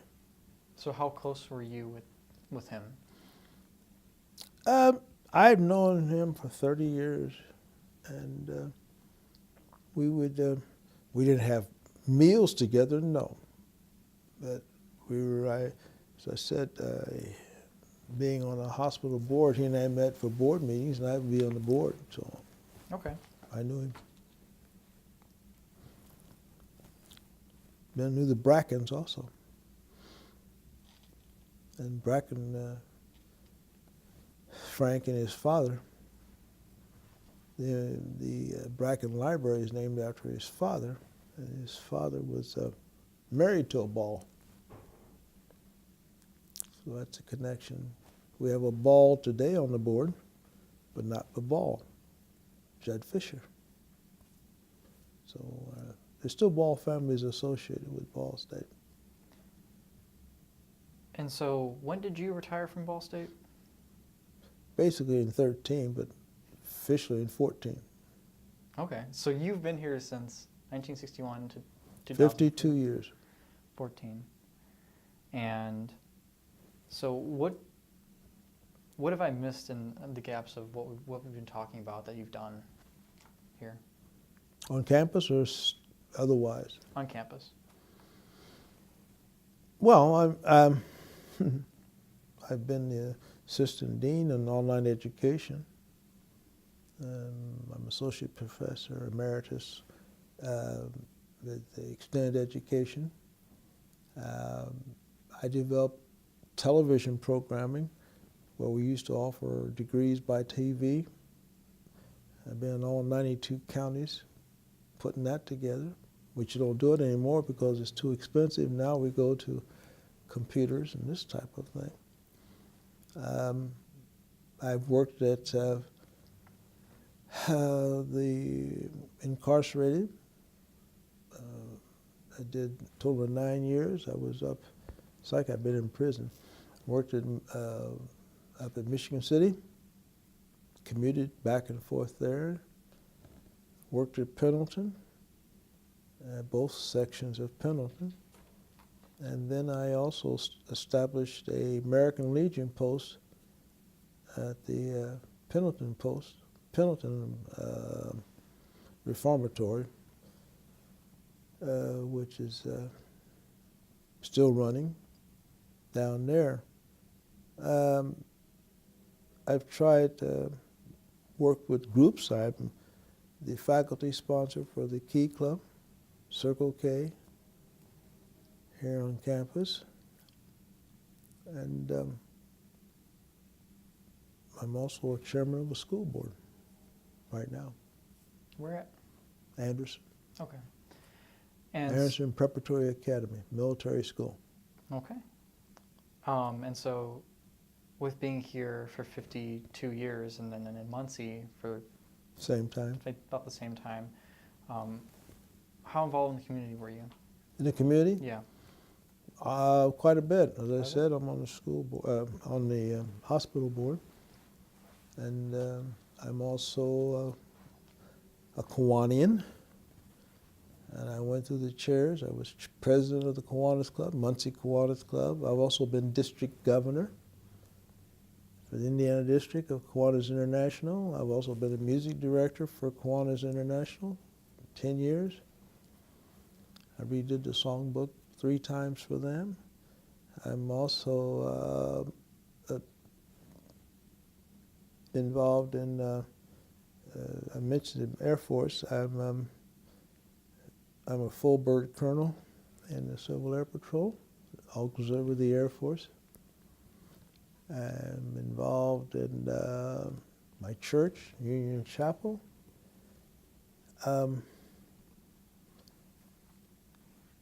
I'm also on the Whiteley Community Council out in Whiteley. Again, integrated board. Hospital is integrated. Kiwanis is integrated. But it's working with people. And campus-wide, I'm, as I said, Phi Mu Alpha. That's a music honorary. And I'm trying to think of the one in business. Shows how much I belong to these things and can't remember all their titles. But that's a quick overview of the things I do outside of the university. And if you saw my Vita, did you have a copy of that? Yeah, yes I do. What I sent in to you? Yeah. Oh, okay. And so, with all that,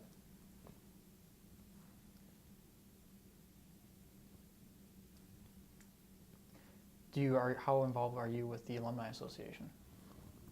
Because I know I you're do a member. yeah. Every summer I do the tours What tours? for the alumni office. This is for classes that come back, you know, class of 1960, class of 1950, whatever it happens to be. And I take them on tours of the community. And that's been an interesting experience because some of these people have not been back in many years. And we take them on a tour. We start out at the alumni office, and then we take them to Andersonville. And of course, you have no idea what Andersonville is, but yet you've been through it many times. You drive a car? You don't drive? Nope. Well. Can't afford one. Can't afford. Well, Andersonville's not that far away. It's on the corner of Tillotson and Bethel, where the Marathon filling station sits. But anyway, that used to be called Andersonville. We take tours there. We bring them through the campus. We take them past the president's home. There are two homes. The first home in which John R. Emmons lived in, and the present one, which is the Bracken House. And then we come on the campus itself. We talk about Dr. Cooper, who headed the science department, which the building's named after him over there. We talk about the Ball building when it was built. We talk about the Ad building, the oldest building on campus. We'll talk about the Beneficence, which used to house, or where used to be a building there, which housed students many years ago, and they tore it down and they put the Beneficence there. We talk about Fraternity Row, we talk about the Student Center, we just give them a whole overview of the campus and bring them up. So, with how involved you have been these past 50 years at Ball State, why did you stay, and why was it? What was it about Ball State that I liked? Yeah. I did not come to Ball State to be a pioneer. That didn't hit me until after I got here, and what I had to go through just to get my feet established here. Once I got my feet established and got myself oriented to the customs of Muncie, Indiana, and being turned down from some organizations like the swimming pool. First time Kiwanis would not accept me, wouldn't have any minorities in it whatsoever, that group. But anyway, I broke that line and I got in. But anyway, my children, which I have the two, fell in love with the school, and they liked where they were going to school. At that time, Muncie had 3 high schools, and they were students at Northside High School. And my daughter liked her teachers real well, liked what was going on, and enjoyed it. And our son, as he got old enough, got into high school and began to enjoy it. That convinced me maybe I should stay. My wife had a teaching job at Longfellow School, and she enjoyed teaching over there. That was the third factor, so now I'm getting locked in. She went on and finished her doctorate here, and my children did well in school. I was involved in the community, junior achievement, enjoyed that I decided, why not? Plus the cost of living was where I could afford it, and having lived in East Chicago, where the expenses were expensive, I didn't want to go back to East Chicago. That just became home. And the longer I stayed, the more involved I became, the less likely I would move. And I got promotions. And when I took a sabbatical and finished my doctorate up at IU, and had a Rockefeller Fellow scholarship, I went to, DeKalb, Northern Illinois University. I spent a year up there. I felt like that Ball State wasn't bad. So while the university was changing and making strides moving forward, you mentioned Muncie has still not much changed much. Muncie is Muncie. So Muncie at that time was Muncie. Muncie has made some changes. I mean, we've had some good mayors. We've had at least 3 good mayors come in there, and they've made some change. And if Muncie's like any city, I think, getting off campus and going somewhere other than Muncie, in Muncie, you'll find problems. And used to be a time that one sector advertised that they didn't want any minorities living in it. And so I think we as a group try to figure out why. But now we got a church in that same area, and it's integrated. It's people not knowing, it's the unknown that causes many of the problems. And I think that's the problem I faced when I first came here. We never had minority faculty members, so only thing you know is what you've read in the paper. Therefore, my property value is going to go down. He's going to have wild parties. He's going to do things that are just unbelievable in our neighborhood. And I think my answer when people ask me that, I would say to them, if I pay at that time, this will sound funny, $19,000 for a house, you can bet your boots I'm going to keep it up. Well, that's what I've done over the years, is to keep my house up. Because it's an investment. Why should I let an investment go down the tubes? But somehow they got in their mind that we as minorities are destructive. We're loud, boisterous. We don't think. We do odd things. But as I told a fellow sitting in a foxhole one day, I said, we bleed like everybody else. What makes me different? Oh, my color. Oh, okay. That makes a difference. Well, I can't wash it off, but I have to live with what I have. Reminds me, a little kid told my wife one day in school, she touched him on the shoulder and his comment was, there you go, getting chocolate all over me. So maybe you have all kinds of strange things that go on, but it's life. Why did I stay in Muncie? Because my family liked it. Do I like Muncie? It's home. I can go where I want to go when I want to go. Do I miss anything? Yeah, but we have some good churches here. Got the largest black church in Muncie. It's called Union Baptist Church. Beautiful church, beautiful pastor, beautiful congregation over there. And all the churches Are they integrated? Yes, they are. Yet Schaefer Chapel, which is integrated, had the last lynching in Indiana held there. But the body's here. So it means Muncie has changed. Would you have asked me that in 1961? It was different. It was called Little Chicago. But now it's different. It's a place now, what it should have been in 61, where you can raise your children. Yes, sir.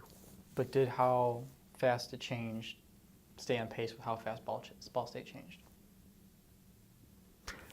In some ways, it was nip and tuck. I think it sort of reminded me of a chess game. Ball State would move, then the community moved. The community would move, then Ball State would move.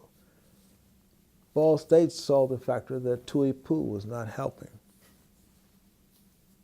And they got together and made some changes. Can you provide some other examples in what way it was kind of this give and take relationship? I think Whiteley used to be treated as a stepchild. But I see today Whiteley is number one on the list, and more faculty members are involved, black and white. But they're working together. And I think with the integration of more minority faculty members on campus, the more Muncie will change. Because they now have input. We have someone that looks like me,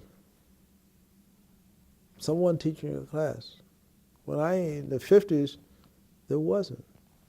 Only 3 people I can think of, 2 in administration that were receptionists and a person that took care of printing, 2 in printing. That's all we had. But now we got more. And that's the good part. And I think that's what's helping Muncie see the future. Am I glad I came? Yes. Am I glad that there are more here? Yes. Are we glad more students? Yes. Was it an easy road? No. Would I do it again? I don't know. I think it's because I like people, as I said before. I like working with people, and particularly students. And watching students grow. That's a different clientele of students than when I had in 61. Because those of us who came in that period of time in the 50s, there was a very small group, Indianapolis, Chicago. I'm not sure. I think Dr. Foster was the only Muncie person here at the time, living here. He was raised here. But he went out and became the first principal at Longfellow School, and followed by myself and then Sam Abrams, and we're all fraternity brothers. Our fraternity has really done a lot here in Muncie.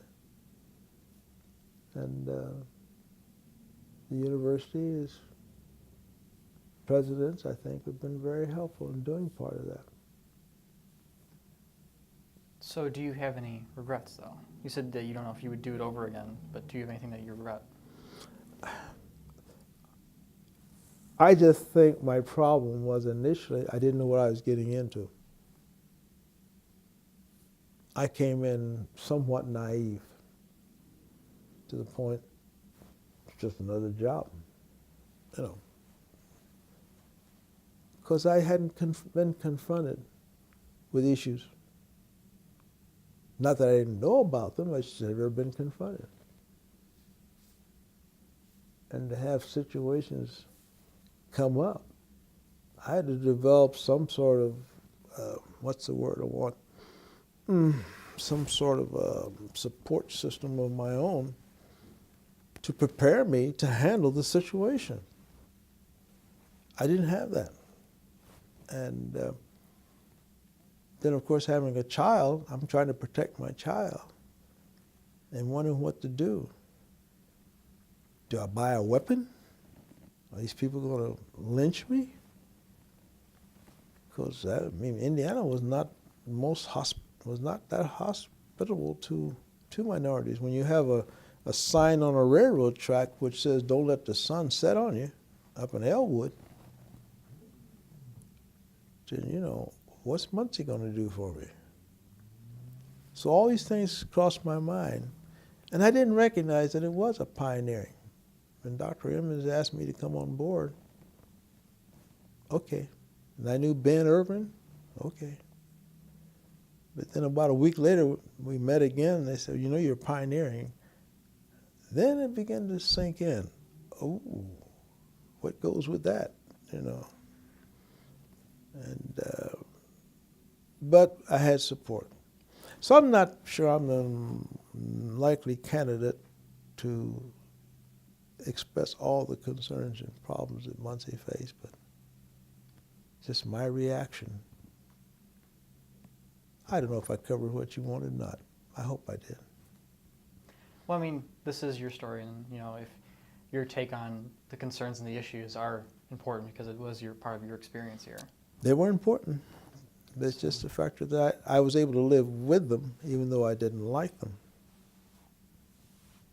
And I think that's good too. So is there anything that I didn't touch in all of my inquiries that you'd like to talk about? No, I do appreciate your willingness to sit by and listen, and some things I haven't thought about in a while.